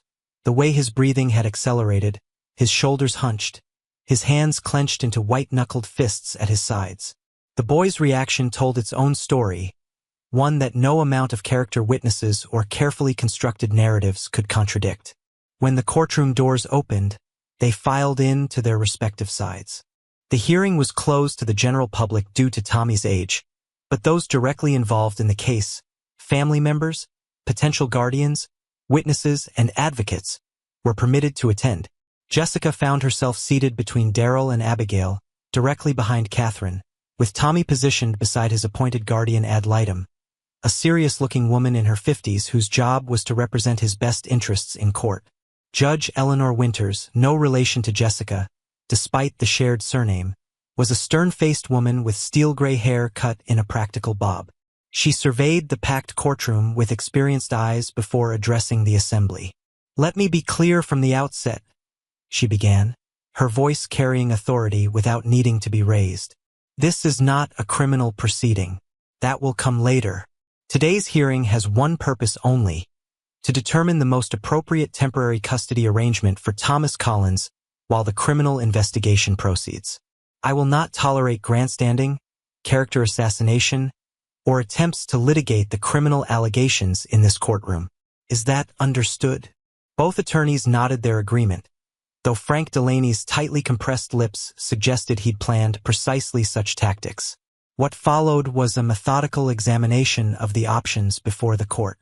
Robert's attorney argued passionately that Tommy should be returned to his father's care under supervision, citing the trauma of separation from his only remaining parent, Robert's previously unblemished reputation, and the lack of a criminal conviction. "Your Honor," Delaney concluded, "Mr. Collins is presumed innocent until proven guilty. To keep a father from his son based on unproven allegations would be a grave injustice to both." Catherine's attorney, a competent woman named Marianne Chun who had been recommended by Detective Reeves, presented a different picture, one of a child showing signs of recovery only after being removed from his father's home, with documented injuries consistent with ongoing abuse, and a maternal aunt willing and able to provide a stable, loving environment. "Thomas Collins has a right to safety," Chen argued, "regardless of whether criminal charges have been proven beyond a reasonable doubt. The standard in this courtroom is the best interest of the child, and the evidence clearly shows that returning him to Robert Collins' care would place him at risk of further harm." Throughout these arguments, Jessica watched Tommy, seated now beside his guardian ad litem. He stared straight ahead, his face expressionless, his body rigidly controlled, the posture of a child who had learned that displaying emotion could lead to punishment. Only his hands, continuously plucking at the cuffs of his long sleeves, betrayed his anxiety. When Judge Winters called for character witnesses, Robert's supporters took turns describing his community involvement, his business ethics, his apparent devotion to Tommy after Elaine's death. The portrait they painted was of a grieving widower struggling to balance work and single parenthood. Occasionally strict perhaps, but always with Tommy's best interests at heart. Jessica was called to testify next, keenly aware of Robert's cold stare as she took the stand. She focused on maintaining her composure as she described the school photography session, Tommy's reluctance to remove his jacket, and the injuries she discovered. She presented her portfolio, which the judge examined carefully, lingering over both the documentation of Tommy's injuries and the more recent photographs showing his interactions with the Patels and Catherine. "Ms. Winters," Judge Winters asked, looking up from a photograph of Tommy gardening with Harold Patel, "in your professional opinion as someone who observes and captures human interactions, what changes have you noticed in Thomas since his placement with the Patels?" Jessica considered her answer carefully. "The most significant change is in his eyes, Your Honor. When I first photographed Tommy at school, his gaze was defensive, fearful. He was constantly scanning for threats.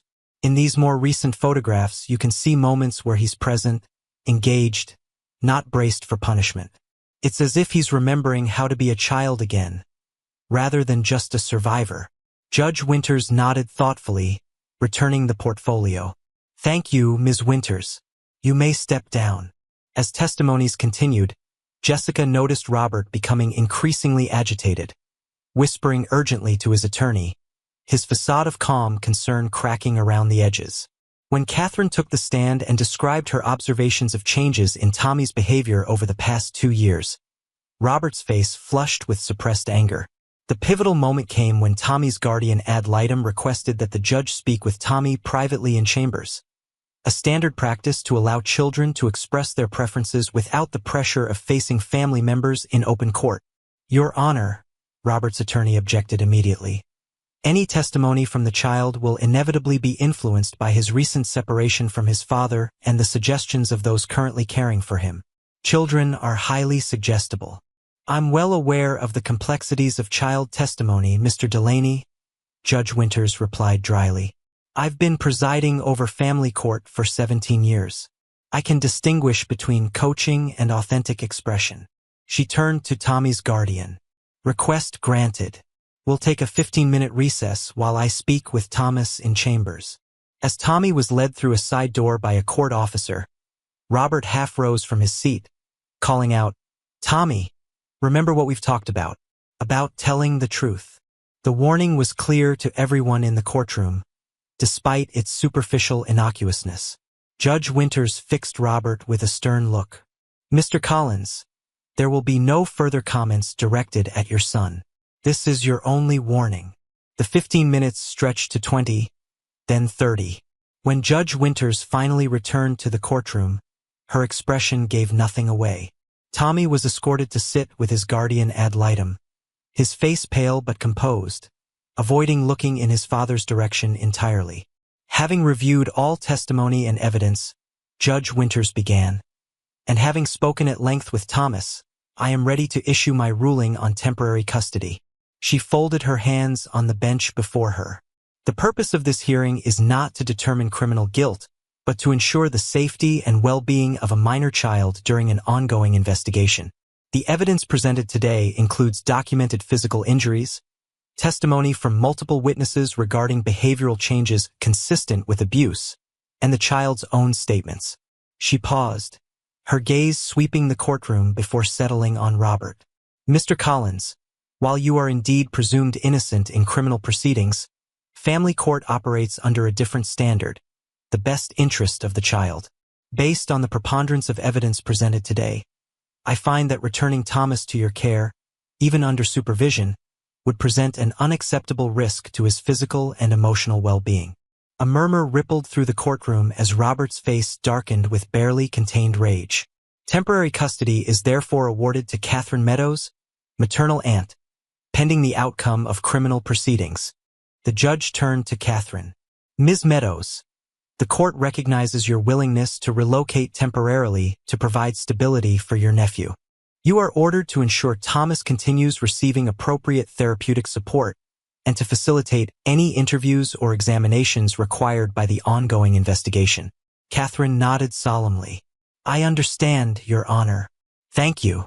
"As for visitation," Judge Winters continued, turning back to Robert, "given the nature of the allegations and Thomas's expressed wishes, all contact between you and your son will remain suspended until further order of this court." "This is outrageous," Robert erupted, rising to his feet despite his attorney's attempt to restrain him. My son is being kept from me based on lies and exaggerations from people who know nothing about our family. Mr. Collins, Judge Winters warned, control yourself or I will hold you in contempt. But Robert was beyond caution now, his carefully maintained facade crumbling completely. You've all been fooled by a child's manipulation and a vindictive photographer's interference. Tommy knows better than to spread these kinds of stories. He knows what happens when he... Robert cut himself off abruptly, but the implications of his unfinished threat hung in the suddenly silent courtroom. When he what, Mr. Collins? Judge Winters asked quietly, her gaze unflinching. When he tells the truth about what happens in your home? Robert's attorney grabbed his arm, whispering urgently, but the damage was done. In his moment of rage, Robert had revealed more about his true nature than any testimony could have conveyed. This hearing is adjourned, Judge Winters declared, bringing down her gavel with finality. Ms. Meadows, please wait with Thomas in the conference room for the custody paperwork. Mr. Collins, you will remain here with your attorney to review the conditions of the custody order.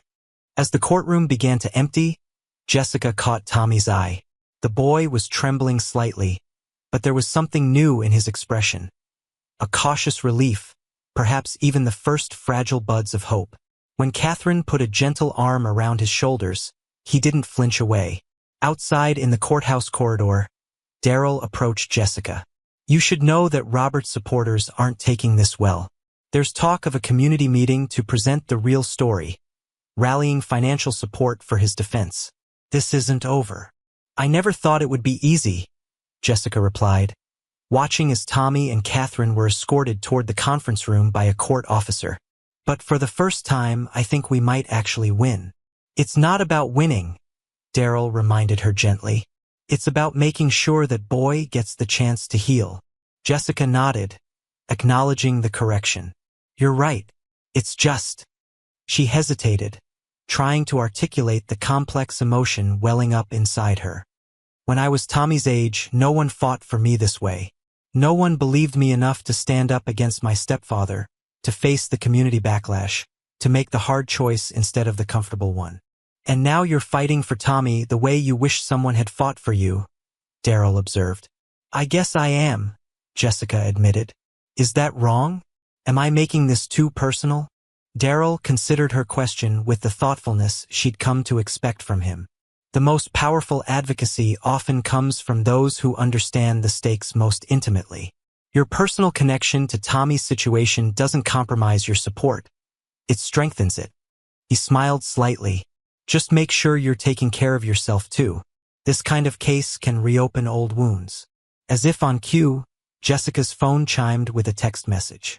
Glancing down, she saw it was from an unknown number. You've made a powerful enemy today. Robert Collins doesn't forget those who cross him. Watch your back, photographer. Jessica showed the message to Daryl, whose expression hardened. Take this to Reeves immediately. Threats like this are taken seriously, especially in the context of a child abuse case. Jessica nodded, already forwarding the message to the detective. She wasn't particularly surprised by the threat. She'd expected some form of retaliation from Robert or his supporters. What surprised her was her own reaction. Instead of fear, she felt a steely resolve hardening within her. Robert Collins had terrorized his son for months, perhaps years, hiding behind his community standing and charitable contributions. He'd used those same advantages to try to discredit Jessica and maintain access to Tommy. But the facade had finally cracked. In that unguarded moment in the courtroom, Robert had revealed his true nature. Not just to the judge, but to everyone present. No amount of community support or legal maneuvering could fully erase what they'd all witnessed. The threatening undertone, the barely controlled rage, the implied consequences for a child who dared to speak the truth. As Jessica waited for Detective Reeves outside the conference room, she caught sight of Tommy through the partially open door. He was sitting beside Catherine, looking at something on her phone. Photographs, Jessica realized, of the home in Albany where he would soon be living. For the first time since she'd met him, Tommy wasn't hunched protectively around himself. His posture was more open, his expression engaged as Catherine pointed out features of what would become his new bedroom. The transformation wasn't complete. Recovery from trauma never followed a simple, linear path. There would be setbacks, difficult days, moments when the weight of his experiences threatened to overwhelm the progress he'd made. But watching him now, Jessica allowed herself to believe that Tommy Collins had taken the first crucial steps on a journey toward healing. And in bearing witness to his courage, in adding her voice to those demanding justice on his behalf, Jessica had begun a parallel journey of her own. Not just a return to the hometown she'd once fled, but a return to the person she'd been before professional setbacks and personal betrayals had diminished her sense of purpose. Through her camera lens, Jessica had always sought to capture truth, to reveal the essence beneath carefully constructed surfaces. Now, that same skill had allowed her to see what others had missed in Tommy's defensive posture and fearful eyes. It had given her the tools to document both his suffering and his resilience, creating a visual narrative that spoke more powerfully than words alone. As Detective Reeves approached, his expression serious as he examined the threatening text on Jessica's phone, she realized that her return to Millfield hadn't been the professional death sentence she'd initially feared. Instead, it had become an unexpected opportunity to use her skills for something that mattered far more than magazine covers or corporate portraits. Protecting a child who had no one else to speak for him, challenging a community to confront uncomfortable truths, and perhaps, in the process, finding a new purpose for her own considerable talents. "We'll trace this," Reeves assured her, handing back her phone. "In the meantime, be vigilant. Document any suspicious activity. Don't go anywhere alone if you can help it." Jessica nodded, taking back her phone. "I'm not afraid of Robert Collins," she said, surprising herself with the truth of the statement. "Not anymore." Reeves studied her with newfound respect. "Good, because I have a feeling this is just the beginning of a much longer fight." He glanced toward the conference room where Tommy sat with Catherine. "For him and for all the others we don't yet know about." Jessica followed his gaze, watching Tommy point to something on Catherine's phone, his face animated as he asked a question. The boy who had hidden behind an oversized jacket, terrified to reveal his wounds, was slowly emerging from his protective shell, finding his voice, reclaiming his childhood one small moment at a time. "Then we keep fighting," Jessica said simply, "for as long as it takes." The first snowfall of the season arrived 2 weeks after the custody hearing, transforming Millfield into a postcard-perfect New England town. White blanketed the town square, softened the edges of buildings along Main Street, and muffled the usual sounds of daily life. Standing at her apartment window, Jessica watched children in bright winter gear building snowmen in the park across the street, their laughter carrying faintly through the glass. Among them was Tommy, bundled in a new red coat and matching hat, gifts from Catherine, who had found a small apartment 3 blocks from Jessica's while she sorted out the logistics of potentially relocating permanently to Millfield. Even from a distance, Jessica could see the change in him. He moved with more freedom, his body language open as he showed another boy how to properly pack a snowball. When Catherine approached with steaming mugs of what was likely hot chocolate, Tommy accepted his with a smile that transformed his entire face. 2 weeks. It seemed impossible that such profound change could occur in such a short time, yet the evidence was right before her eyes. Without the constant stress of anticipating his father's next outburst, Tommy was gradually emerging from his protective shell, rediscovering what it meant to simply be a child. Jessica's phone chimed with a text from Catherine. "He asked if you'd come take pictures of his snowman before it melts. No pressure if you're busy." The invitation warmed Jessica more than the space heater struggling against the drafts in her old apartment. She had been documenting Tommy's journey since the custody hearing, not just for potential legal evidence now, but as a record of his healing process. Each photograph captured another small victory. Tommy petting Buddy the golden retriever without flinching when the dog moved suddenly. Tommy raising his hand in class, according to Abigail Mercer. Tommy wearing a short-sleeved shirt indoors as his bruises faded, no longer feeling the need to hide his arms. "On my way," she texted back, already reaching for her camera bag. Outside, the crisp air carried the distinctive scent of snow, clean, sharp, with hints of wood smoke from nearby chimneys. Jessica navigated the freshly shoveled sidewalks carefully, nodding greetings to neighbors who now fell into two distinct categories. Those who smiled and waved back, and those who deliberately looked away, their allegiance to Robert Collins requiring them to treat her as persona non grata. The division in Millfield had only deepened since the custody hearing. Robert's supporters had indeed organized, forming a Justice for Collins committee that held regular meetings at the Knights of Columbus Hall and maintained a social media presence dedicated to proclaiming his innocence. They characterized Tommy as a troubled child who had fabricated abuse allegations for attention, and Jessica as an opportunistic outsider exploiting the situation to resurrect her failed career. The accusations stung, but Jessica found them easier to bear than she might have expected. Each photograph of Tommy's gradual transformation served as a private rebuttal to their claims. The truth was visible in his increasingly relaxed posture, in eyes that now made contact instead of darting away, in the voice that grew stronger with each passing day. "Ms. Jessica," Tommy called when he spotted her approaching the park. He waved enthusiastically, Snowball temporarily forgotten. "Come see what we made." Jessica raised her camera in greeting, heart lightening at his unself-conscious excitement. These moments, when Tommy forgot to be vigilant, when joy overcame fear, were the true measure of his progress. "That's quite an impressive snowman," she commented, admiring the slightly lopsided creation that nonetheless boasted the traditional carrot nose and coal eyes. Someone had contributed a red scarf, which Tommy was adjusting with serious concentration.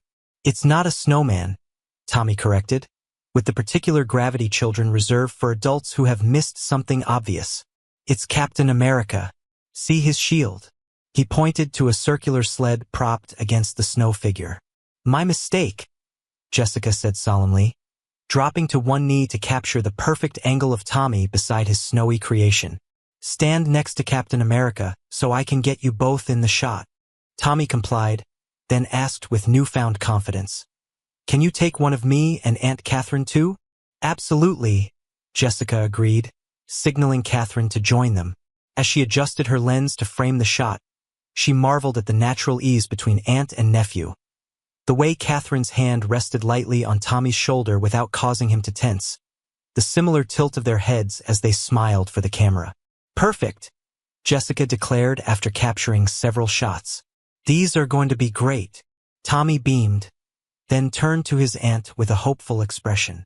"Can Ms. Jessica come to dinner tonight? You said we could have mac and cheese." Catherine laughed, meeting Jessica's eyes over Tommy's head. "I did promise mac and cheese, that's true. And Ms. Jessica is certainly welcome if she's free." The casual invitation reflected how their lives had become intertwined over the past 2 weeks. Jessica had gone from being the photographer who discovered Tommy's abuse to a regular presence in his new life. Someone who understood what he'd been through without needing him to talk about it, who captured his good days with her camera and sat quietly with him on the difficult ones. "I'd love to come," Jessica replied, "especially if mac and cheese is involved." Tommy's grin widened.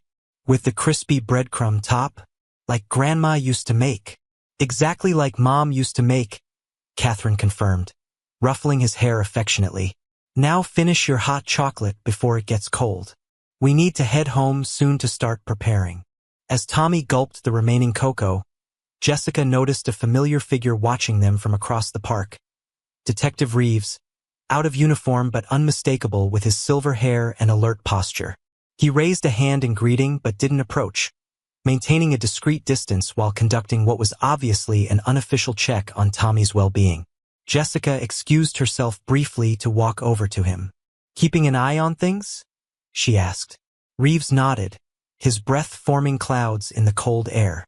"Just making sure everyone's safe. Robert's been making noise, calling in favors with the mayor, filing complaints against me for misconduct during the investigation, generally trying to make life difficult for anyone involved in removing Tommy from his custody." "But the criminal case is still proceeding?" Jessica asked, anxiety tightening her chest. "Absolutely. The DA is moving forward with charges: child endangerment, assault, child abuse. The evidence is solid." Reeves tugged his scarf higher against the cold. "But Robert's not going down without a fight. He's hired one of the best criminal defense attorneys in Hartford, and they're working every angle to discredit the case before it goes to trial. Jessica glanced back at Tommy, now engaged in an impromptu snowball fight with his new friend. He seems so much better with Catherine. He is, Reeves agreed. The child psychologist who's been working with him says his progress is remarkable, given the circumstances. That's going to be important evidence when we get to the permanent custody determination. Something in Reeves' tone caught Jessica's attention. You're worried about something. The detective hesitated, then admitted. Robert's attorney is pushing for a psychological evaluation of Tommy, claiming his allegations are the result of coaching and suggestion following his mother's death. They're trying to build a case that Tommy was already emotionally disturbed and either imagined the abuse or self-inflicted the injuries. That's absurd, Jessica protested. No child gives themselves cigarette burns. I know that, and you know that, Reeves said grimly. But all they need to do is create reasonable doubt. If they can convince a jury that Tommy is unstable or unreliable, it undermines the entire case. Jessica felt a chill that had nothing to do with the snow. What can we do? Keep documenting his progress with Catherine. Show that he's thriving away from his father, not deteriorating. And, Reeves glanced around before continuing in a lower voice. Be careful. Robert's been asking questions about you, where you live, where you go, who you spend time with. I don't like it. He's trying to intimidate me, Jessica said, more statement than question. At minimum, I've increased patrols near your apartment and Catherine's place, but stay vigilant. Don't establish predictable routines. Vary your schedule and routes. The warning was sobering, but Jessica refused to let it dampen the day. I appreciate the heads up, and your unofficial snowman inspection. Reeves smiled slightly, his serious demeanor softening. Captain America Snowman, he corrected, nodding toward Tommy's creation. The shield gives it away. Catherine's apartment was a testament to her determination to create a stable environment for Tommy despite the temporary nature of their living situation. She transformed the small two-bedroom rental with familiar items brought from Albany, family photographs, Tommy's favorite bedspread with space rockets, books he remembered from visits to her home before his father had restricted contact. Jessica arrived for dinner with her laptop, ready to show them the snowman photographs she'd edited that afternoon. Tommy answered the door, his earlier enthusiasm somewhat subdued, a reminder that his recovery wasn't a straight line but a series of ups and downs. Everything okay? Jessica asked quietly as she hung her coat on the rack by the door. Tommy shrugged, then whispered, Dad called Aunt Catherine again. I heard them arguing. Jessica kept her expression neutral despite her concern. I see. Want to help me set up my computer so we can look at the pictures after dinner? The distraction worked, pulling Tommy back from whatever dark thoughts his father's continued presence in their lives had triggered. By the time Catherine emerged from the kitchen, Tommy was eagerly showing Jessica a drawing he'd made in art therapy. A colorful scene of a house with 4 stick figures standing outside. That's Aunt Catherine, he explained, pointing to the tallest figure. And that's me. And that's Buddy. The dog was recognizable by its 4 legs and what appeared to be a very happy face. Who's the 4th person? Jessica asked gently. Tommy hesitated, his finger hovering over the final figure. That's you, he said finally. Because you come to visit a lot and you take pictures of the good things, not just the bad things. The simple statement caught Jessica unprepared, emotion tightening her throat. I'm honored to be included in your picture, Tommy. Catherine appeared in the doorway, her smile not quite reaching her eyes. Dinner's ready, you two. Tommy, would you please wash your hands? As Tommy headed to the bathroom, Catherine motioned Jessica into the kitchen, keeping her voice low. Robert's attorney served me with papers today. They're demanding a full psychological evaluation of Tommy, supervised visitation, and access to all his therapy records. Jessica absorbed this with growing alarm. Can they do that? They can certainly try. Catherine pulled a casserole dish from the oven, the rich aroma of cheesy pasta filling the kitchen. My attorney says we can fight the therapy records request on confidentiality grounds, but the psychological evaluation will be harder to prevent. As for visitation, She set the dish down with more force than necessary. I'll fight that with everything I have. Tommy panics at the mere mention of seeing his father. Like he did just now, when he mentioned the phone call? Catherine nodded wearily. Robert somehow got my cell number. He calls constantly, sometimes threatening, sometimes pleading, sometimes acting like nothing's wrong and he just wants to check on our boy. She mimicked the last phrase with evident disgust.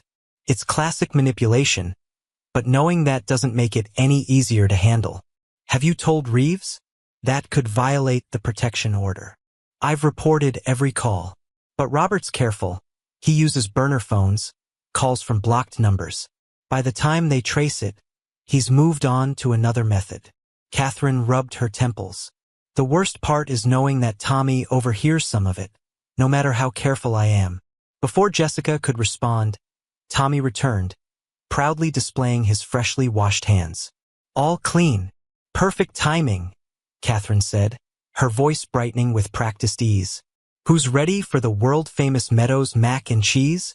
Dinner conversation stayed deliberately light, focusing on Tommy's adventures in the snow, his progress in his new school, and the photographs Jessica had taken. If Tommy sensed the underlying tension, he gave no sign, happily chatting about his art class project and his new friend Zach, who had helped build the Captain America snowman. It was only later, as they reviewed the day's photographs on Jessica's laptop, that Tommy's anxiety resurfaced. A notification appeared on Jessica's screen, an email from Daryl Washington with the subject line, Collins update/urgent. Tommy froze, his body tensing at the mere sight of his father's name. Catherine noticed immediately, placing a gentle hand on his shoulder. Tommy, why don't you go choose a book for bedtime while Ms. Jessica and I talk for a minute? The boy nodded silently, casting one fearful glance at the screen before retreating to his bedroom. Once he was out of earshot, Catherine turned to Jessica with concern etched in her features. What is it? Jessica opened the email, scanning its contents with growing unease. Roberts called an emergency town meeting for tomorrow night at the Knights of Columbus Hall. He's presenting what he calls the true story of a community betrayal and evidence of a conspiracy to destroy a grieving family. Catherine's expression hardened. He's going public with his counter-narrative. Daryl says he's recruited several prominent community members to speak on his behalf.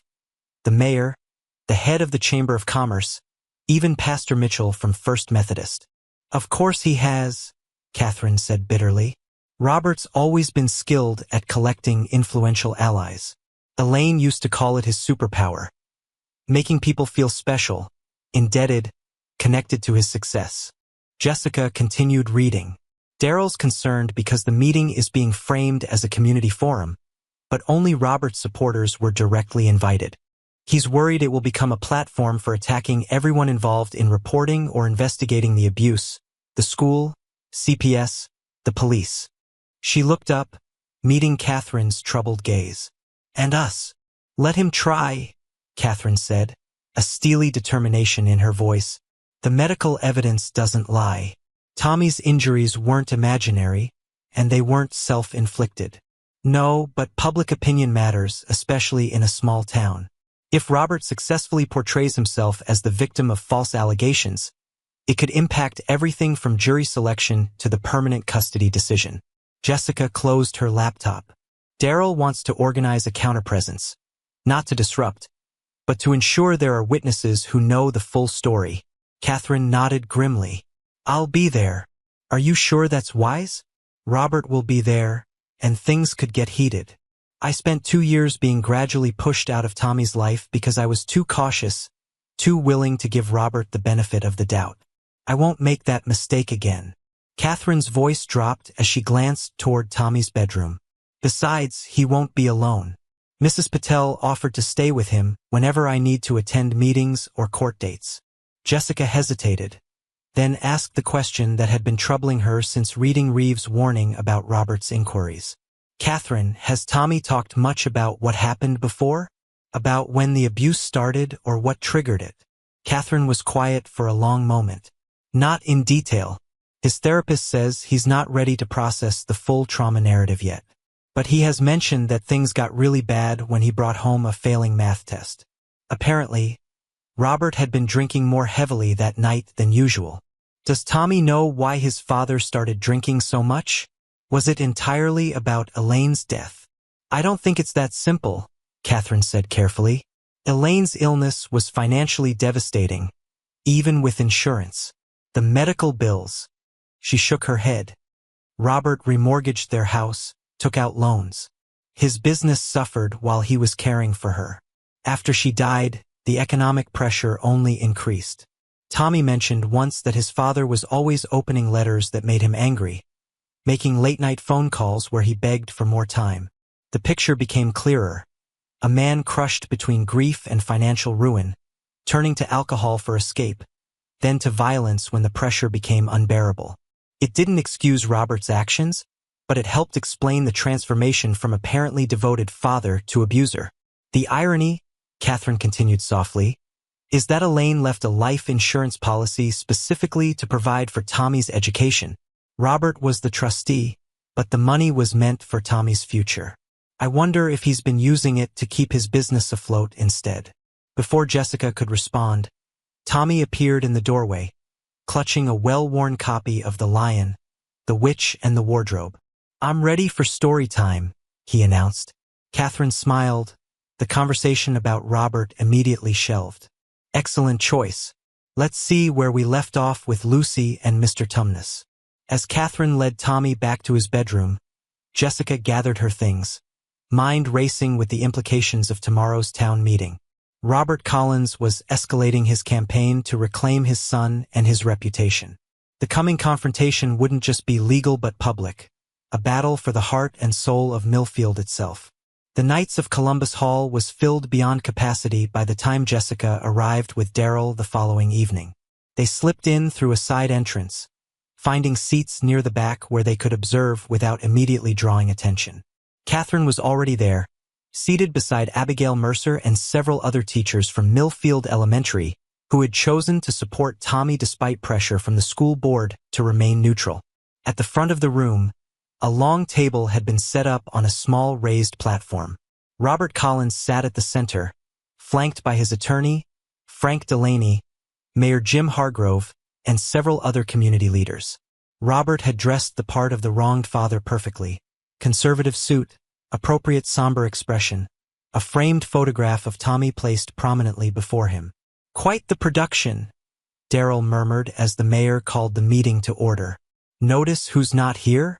Detective Reeves, Judge Winters, Dr. Chun, anyone with actual professional knowledge of abuse cases." "They probably weren't invited," Jessica replied quietly, "or couldn't ethically attend, given the ongoing case." Mayor Hargrove, a portly man with a politician's practice smile, addressed the packed room. "Friends and neighbors, we've gathered tonight to address a matter of great concern to our community. As many of you know, one of our most respected citizens, Robert Collins, has been accused of serious misconduct toward his son. These allegations have divided our town and caused tremendous pain to a family already suffering from the loss of a beloved wife and mother. The framing was masterful, positioning Robert as the victim, the community as the judge, the legal proceedings as an outside attack on one of their own." Jessica glanced around, noting the nodding heads and sympathetic expressions on many faces. "Before we hear from Robert, I want to emphasize that this meeting is not about attacking individuals or institutions.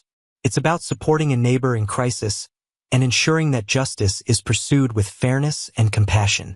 The mayor's disclaimer rang hollow as Robert Collins took the microphone, his expression carefully modulated to convey dignified suffering rather than anger. "Thank you all for coming," he began, voice thick with emotion. "When I lost Elaine 2 years ago, this community wrapped its arms around Tommy and me. You brought meals, helped with childcare, supported us in countless ways. I thought the worst pain of my life was behind me." He paused, eyes downcast. "I was wrong." A murmur of sympathy rippled through the audience. 6 weeks ago, my son was taken from me based on a misunderstanding and a series of false assumptions. A seasonal employee, a photographer with no child welfare training, made serious allegations after seeing bruises on Tommy's arms. Bruises that any parent of an active 9-year-old boy would recognize as normal childhood injuries. Jessica tensed at the characterization, but Daryl placed a restraining hand on her arm, silently urging patience. What followed was a nightmare no parent should endure, Robert continued. My home was searched, my character questioned, my parenting examined under a microscope. Most devastatingly, my son, my only child who had already lost his mother, was removed from his home and placed with my late wife's sister, a woman who has harbored resentment toward me since Elaine's illness. Catherine's body stiffened, but like Jessica, she remained silent, allowing Robert to spin his narrative uninterrupted. I'm not perfect, Robert admitted, his voice breaking slightly. Raising a child alone while running a business is incredibly challenging. Tommy has struggled with his mother's death, acting out in ways that are difficult to manage. There were times I was stricter than I should have been. Times my grief made me less patient than he deserved. The strategic confession was brilliant, acknowledging minor failings to make the denial of serious abuse more credible. But I would never harm my son. The suggestion that I would burn him with cigarettes. Robert's voice trailed off, emotion apparently overwhelming him. Frank Delaney smoothly took over. Medical experts we've consulted have noted that the circular marks on Tommy's arms are consistent with several common childhood conditions, including impetigo and certain allergic reactions. Furthermore, Tommy's emotional state following his mother's death made him particularly vulnerable to suggestion and confusion about the source of his injuries. Jessica had heard enough. She rose from her seat, drawing every eye in the room as she moved deliberately toward the microphone set up for audience questions. Ms. Winters, Mayor Hargrove acknowledged her reluctantly. While we welcome all community members, we haven't reached the question portion yet. I'm not here to ask questions, Jessica said clearly. I'm here to ensure that everyone in this room understands exactly what this meeting is. A calculated attempt to undermine a legitimate child abuse investigation through public manipulation. A chorus of objections rose from Robert's supporters, but Jessica continued, her voice carrying over the noise. The injuries I saw on Tommy Collins' arms were not impetigo or allergic reactions. They were deliberate cigarette burns in various stages of healing, alongside linear bruising consistent with being struck by a belt. These findings were confirmed by medical professionals with specialized training in identifying child abuse. Robert stood abruptly. How dare you come here and repeat these defamatory claims? You had no right to photograph my son without consent, no qualification to interpret his injuries, no business inserting yourself into our lives. I had every right and responsibility to report suspected abuse, Jessica countered steadily, as does every adult in this room, regardless of qualifications or training. Delaney stepped forward, his tone condescending. Ms. Winters, I understand you may believe you were acting appropriately, but your history of personal and professional instability raises serious questions about your judgment in this matter.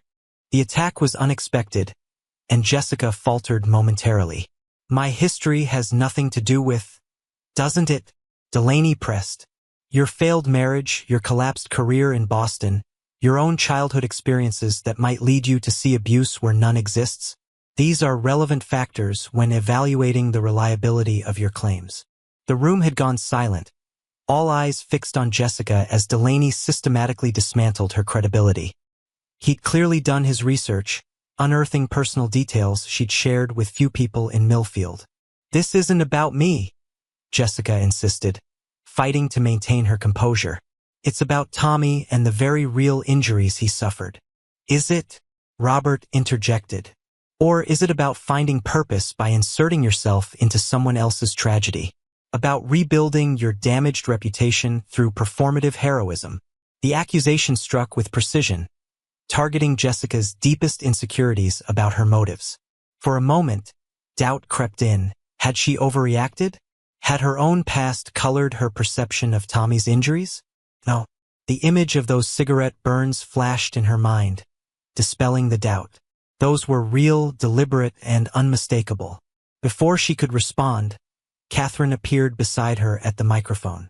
My sister would be disgusted by this spectacle, she stated, her quiet voice somehow more powerful than Robert's practiced performance. Elaine loved her son more than anything in this world. She would have moved heaven and earth to protect him from harm, including harm inflicted by his father. Robert's face darkened. Don't you dare speak for Elaine. You weren't there during her illness. You didn't see what our family endured. I wasn't there, Catherine agreed, because you gradually restricted my access, just as you're now trying to control this narrative. But I know my sister, and I know the changes in her son since her death. The withdrawn, frightened boy I saw 2 months ago was not grieving. He was terrified. Murmurs rippled through the audience, some supportive, others hostile. The room had become a physical manifestation of Millfield's division, those who believed Robert's carefully constructed persona versus those willing to consider the uncomfortable evidence against him. Darrell Washington rose then, his commanding presence drawing attention as he moved to stand with Jessica and Catherine. As a licensed counselor specializing in trauma and abuse, I'd like to address Mr. Delaney's claims about Tommy's injuries. While I can't discuss specific details of an active case, I can state unequivocally that the medical documentation I've reviewed is consistent with non-accidental trauma, injuries deliberately inflicted by an adult. Mayor Hargrove attempted to regain control of the meeting. This forum was intended as a show of support for a community member, not a debate about evidence that will be properly examined in court. That's precisely the problem, Jessica responded. This isn't a neutral forum. It's a carefully orchestrated attempt to influence potential jurors and public opinion before the case reaches court. Robert slammed his hand on the table, his facade of dignified suffering finally cracking. Enough! I've lost my wife, my son, and now my reputation because of these baseless accusations. Tommy has problems, emotional problems that began after his mother died. He harms himself, tells stories, acts out for attention.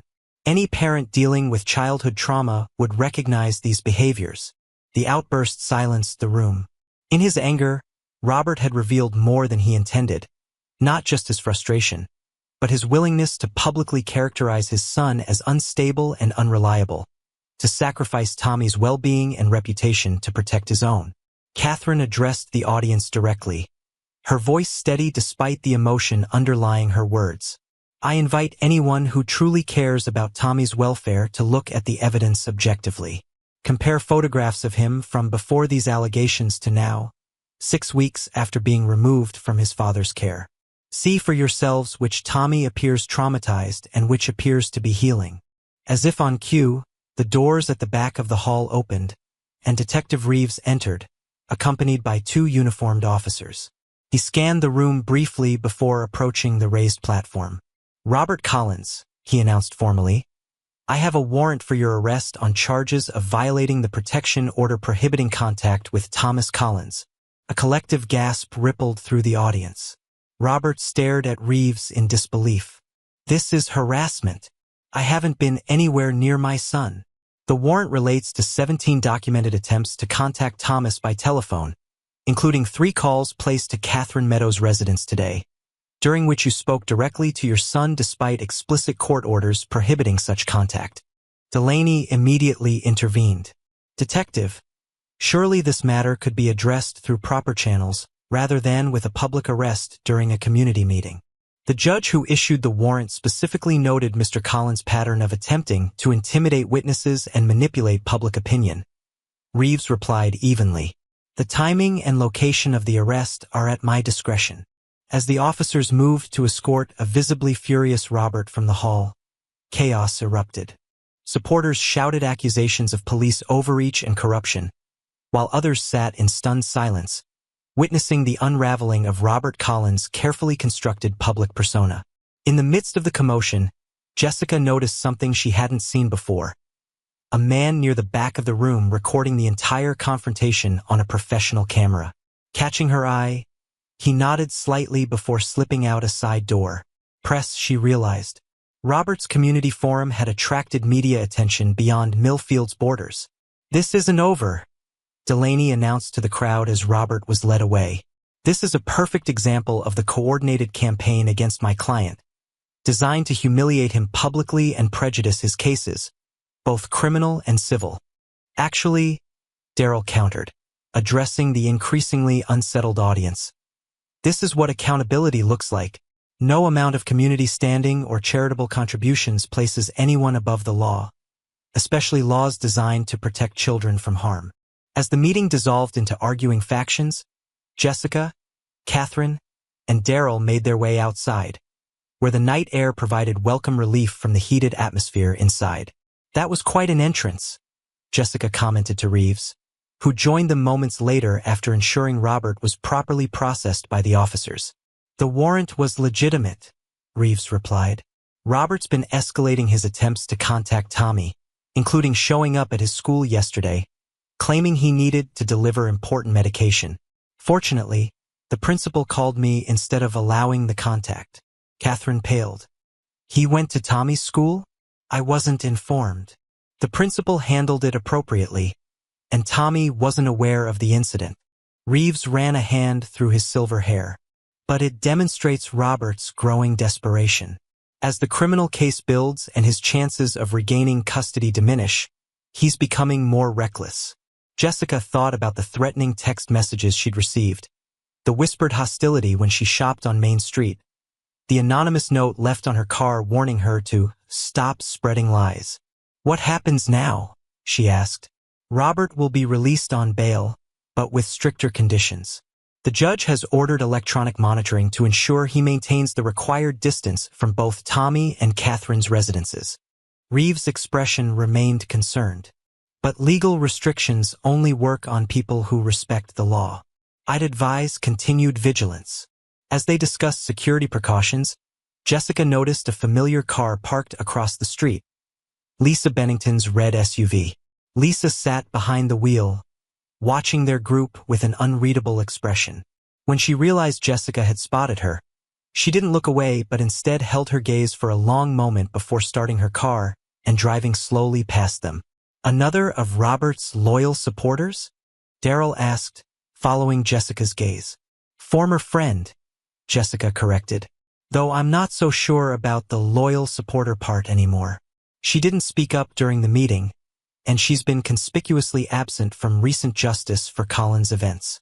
Reeves nodded thoughtfully. People close to Robert are beginning to notice the inconsistencies in his story, the gaps between his public persona and private behavior. Lisa works with him daily. She may be seeing sides of him that cause her to question her initial certainty. The possibility that Robert's support system might be fracturing offered a glimmer of hope. If those who knew him best were beginning to doubt, perhaps others would follow. I should get back to Tommy, Catherine said, checking her watch. Sunita said she'd have him in bed by 9, but he often has trouble falling asleep if his routine is disrupted. As Catherine departed, Reeves pulled Jessica and Daryl aside. There's something else you should know. The DA's office has been building their case, investigating Robert's finances as part of establishing a timeline and potential motives for the abuse. Catherine mentioned he was under financial pressure after Elaine's medical bills, Jessica noted. It goes beyond that, Reeves said grimly. They've discovered significant irregularities in how Robert managed Tommy's trust fund, the life insurance money Elaine left specifically for her son's future. Daryl's expression darkened. He misappropriated it? Diverted almost all of it into his failing real estate business, using the trust as collateral for high-interest loans. If the criminal case wasn't enough, he's potentially facing financial fraud charges as well. The new information cast Robert's desperate attempts to regain custody in an even more troubling light. Was his fight for Tommy motivated by genuine parental love, or by the need to maintain control over financial resources he'd illegally accessed? Jessica shivered in the cold night air, the weight of everything they'd learned settling heavily on her shoulders. What had begun as a simple school photography assignment had unraveled into a complex web of abuse, deception, and corruption that reached into the heart of Millfield's power structure. Get some rest, Reeves advised, noting her exhaustion. Robert's arrest tonight will escalate things. His supporters will be angry, looking for someone to blame. Stay alert, especially in public places. Jessica nodded, though rest seemed unlikely given the churning of her thoughts. As she drove home through Millfield's quiet streets, she found herself taking a detour past Catherine's apartment building, reassured by the sight of a police cruiser parked discreetly nearby. Tommy was safe, at least for tonight. Back in her own apartment, Jessica downloaded the photographs from the snow day, immersing herself in the images of Tommy's rare moments of uncomplicated joy. The contrast between the frightened boy she'd first met and the child gradually emerging from trauma's shadow was stark and moving. As she prepared for bed, her phone chimed with a text from an unknown number. Bracing herself for another threat, she was surprised to read, "It's Lisa. We need to talk. Not about Robert. About Tommy. I've been remembering things, noticing patterns. Things I should have seen before. Tomorrow, 2 p.m., Carson's Diner?" Jessica stared at the message, trying to decipher its implications. Lisa had been one of Robert's most vocal defenders, accusing Jessica of fabricating concerns for attention. What had changed? Was this a genuine outreach or some kind of trap? After careful consideration, she replied, "I'll be there, but I'm bringing Daryl Washington with me." The response came quickly, "Fine. Bring whoever you need to feel safe. This isn't about sides anymore. It's about doing right by Tommy."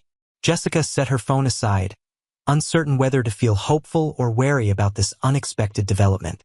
If Lisa was truly beginning to question Robert's innocence, it could mark a significant turning point. As Robert's office manager and longtime friend, Lisa had access to information others didn't. His daily moods, his business practices, perhaps even evidence of his financial manipulations. Sleep remained elusive as Jessica's mind cycled through possibilities. Was Lisa reaching out because she'd found something incriminating? Had she witnessed concerning behavior that finally made her question her loyalty? Or was this an elaborate setup orchestrated by Robert to gather information about their strategy? Eventually, Jessica drifted into an uneasy sleep, her dreams filled with fragmented images. Tommy's bruised arms, Robert's rage-contorted face at the town meeting, Lisa watching silently from her car. Carson's Diner occupied a prime location on Main Street, its chrome and red vinyl interior unchanged since the 1950s. At precisely 2 p.m., Jessica and Daryl entered, scanning the lunch crowd for Lisa. They found her in a back booth, nervously shredding a paper napkin, a cup of coffee cooling untouched before her. "Thank you for coming," Lisa said as they slid into the booth across from her. Dark circles shadowed her eyes, and her usually impeccable appearance showed signs of strain. Chipped nail polish, hair hastily pulled back, a blouse buttoned incorrectly at the top. "Your message was unexpected," Jessica replied cautiously. Lisa nodded, glancing around to ensure no one was within earshot. "I've been struggling since the custody hearing. Things Robert said, things he's done since. They don't align with the man I thought I knew." Daryl's expression remained neutral. "What specifically has concerned you, Lisa?" "At first, I believed him completely," Lisa admitted. "The Robert the first knew was charming, generous, committed to Tommy. When Jessica made those allegations," she met Jessica's eyes briefly, "I thought you were either mistaken or looking for attention. I couldn't reconcile the Robert who organized fundraisers for the Children's Hospital with someone who would hurt his own son. People who abuse children rarely do so publicly," Daryl noted. "They compartmentalize, presenting a perfect face to the world while acting very differently in private." "I'm beginning to understand that," Lisa said quietly. After the custody hearing, Robert changed. He became obsessed with regaining control of Tommy, but in ways that seemed off.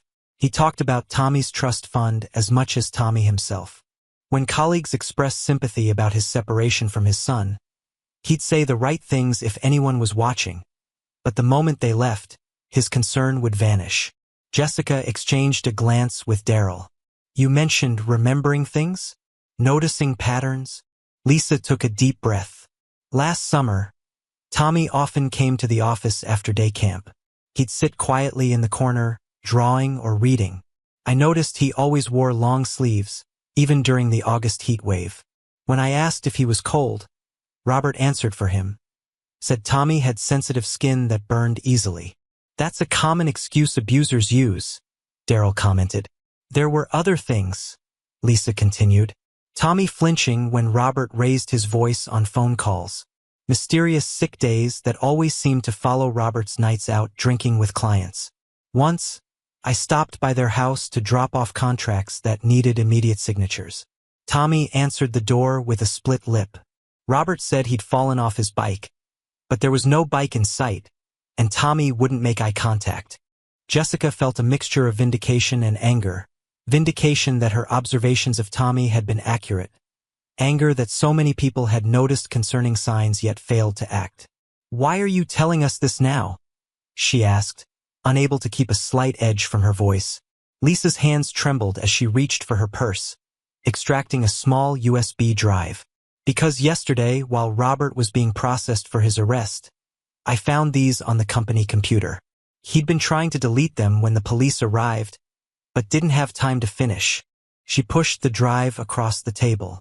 They're photographs of Tommy's injuries, taken by Robert himself, dated, cataloged, like documentation. Jessica stared at the drive, repulsed by the implications. "He photographed the injuries he inflicted?"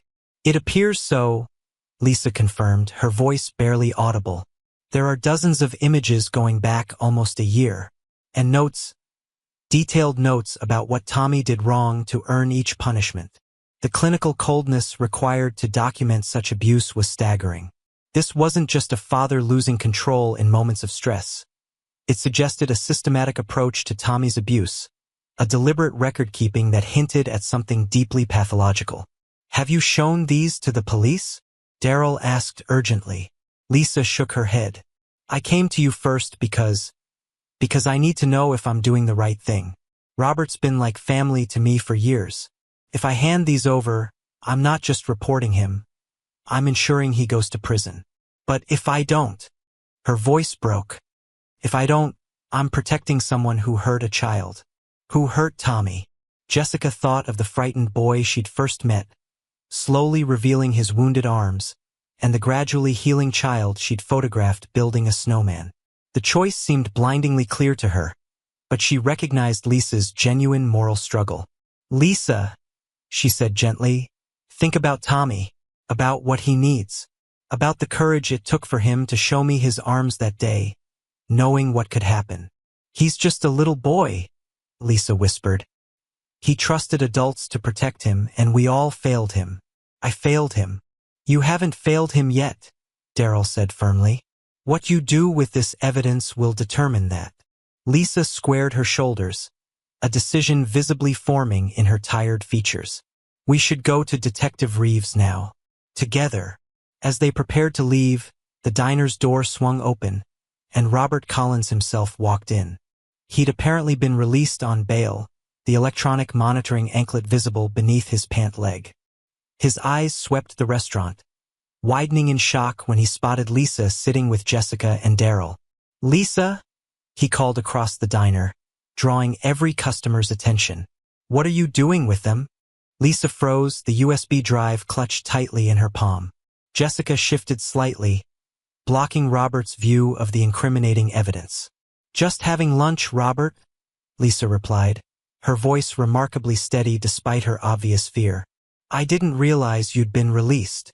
Robert's eyes narrowed with suspicion as he approached their booth. "Having lunch with the people trying to destroy me? Interesting choice of dining companions. They have as much right to eat here as anyone," Lisa countered, rising from her seat. "And I should get back to the office. Those listings won't process themselves."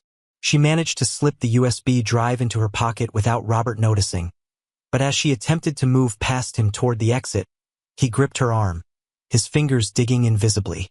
"We need to talk, Lisa, privately, about loyalty and what it means." The implied threat hung in the air between them. Jessica stood immediately. "Let her go, Robert. This doesn't concern you," Robert snarled, his charming public persona nowhere in evidence. "Lisa works for me. We have business matters to discuss." "Not while you're hurting her," Daryl interjected. his imposing height bringing him eye to eye with Robert as he too stood. "You're already facing charges for violating a protection order. Do you want to add assault to the list?" Several diners had pulled out their phones, recording the confrontation. Robert noticed, his expression shifting rapidly as he calculated the public relations damage of a scene. He released Lisa's arm, stepping back with a forced smile. "Just a misunderstanding," he announced for the benefit of his audience. "Lisa and I have worked together for years. Sometimes our professional discussions get passionate.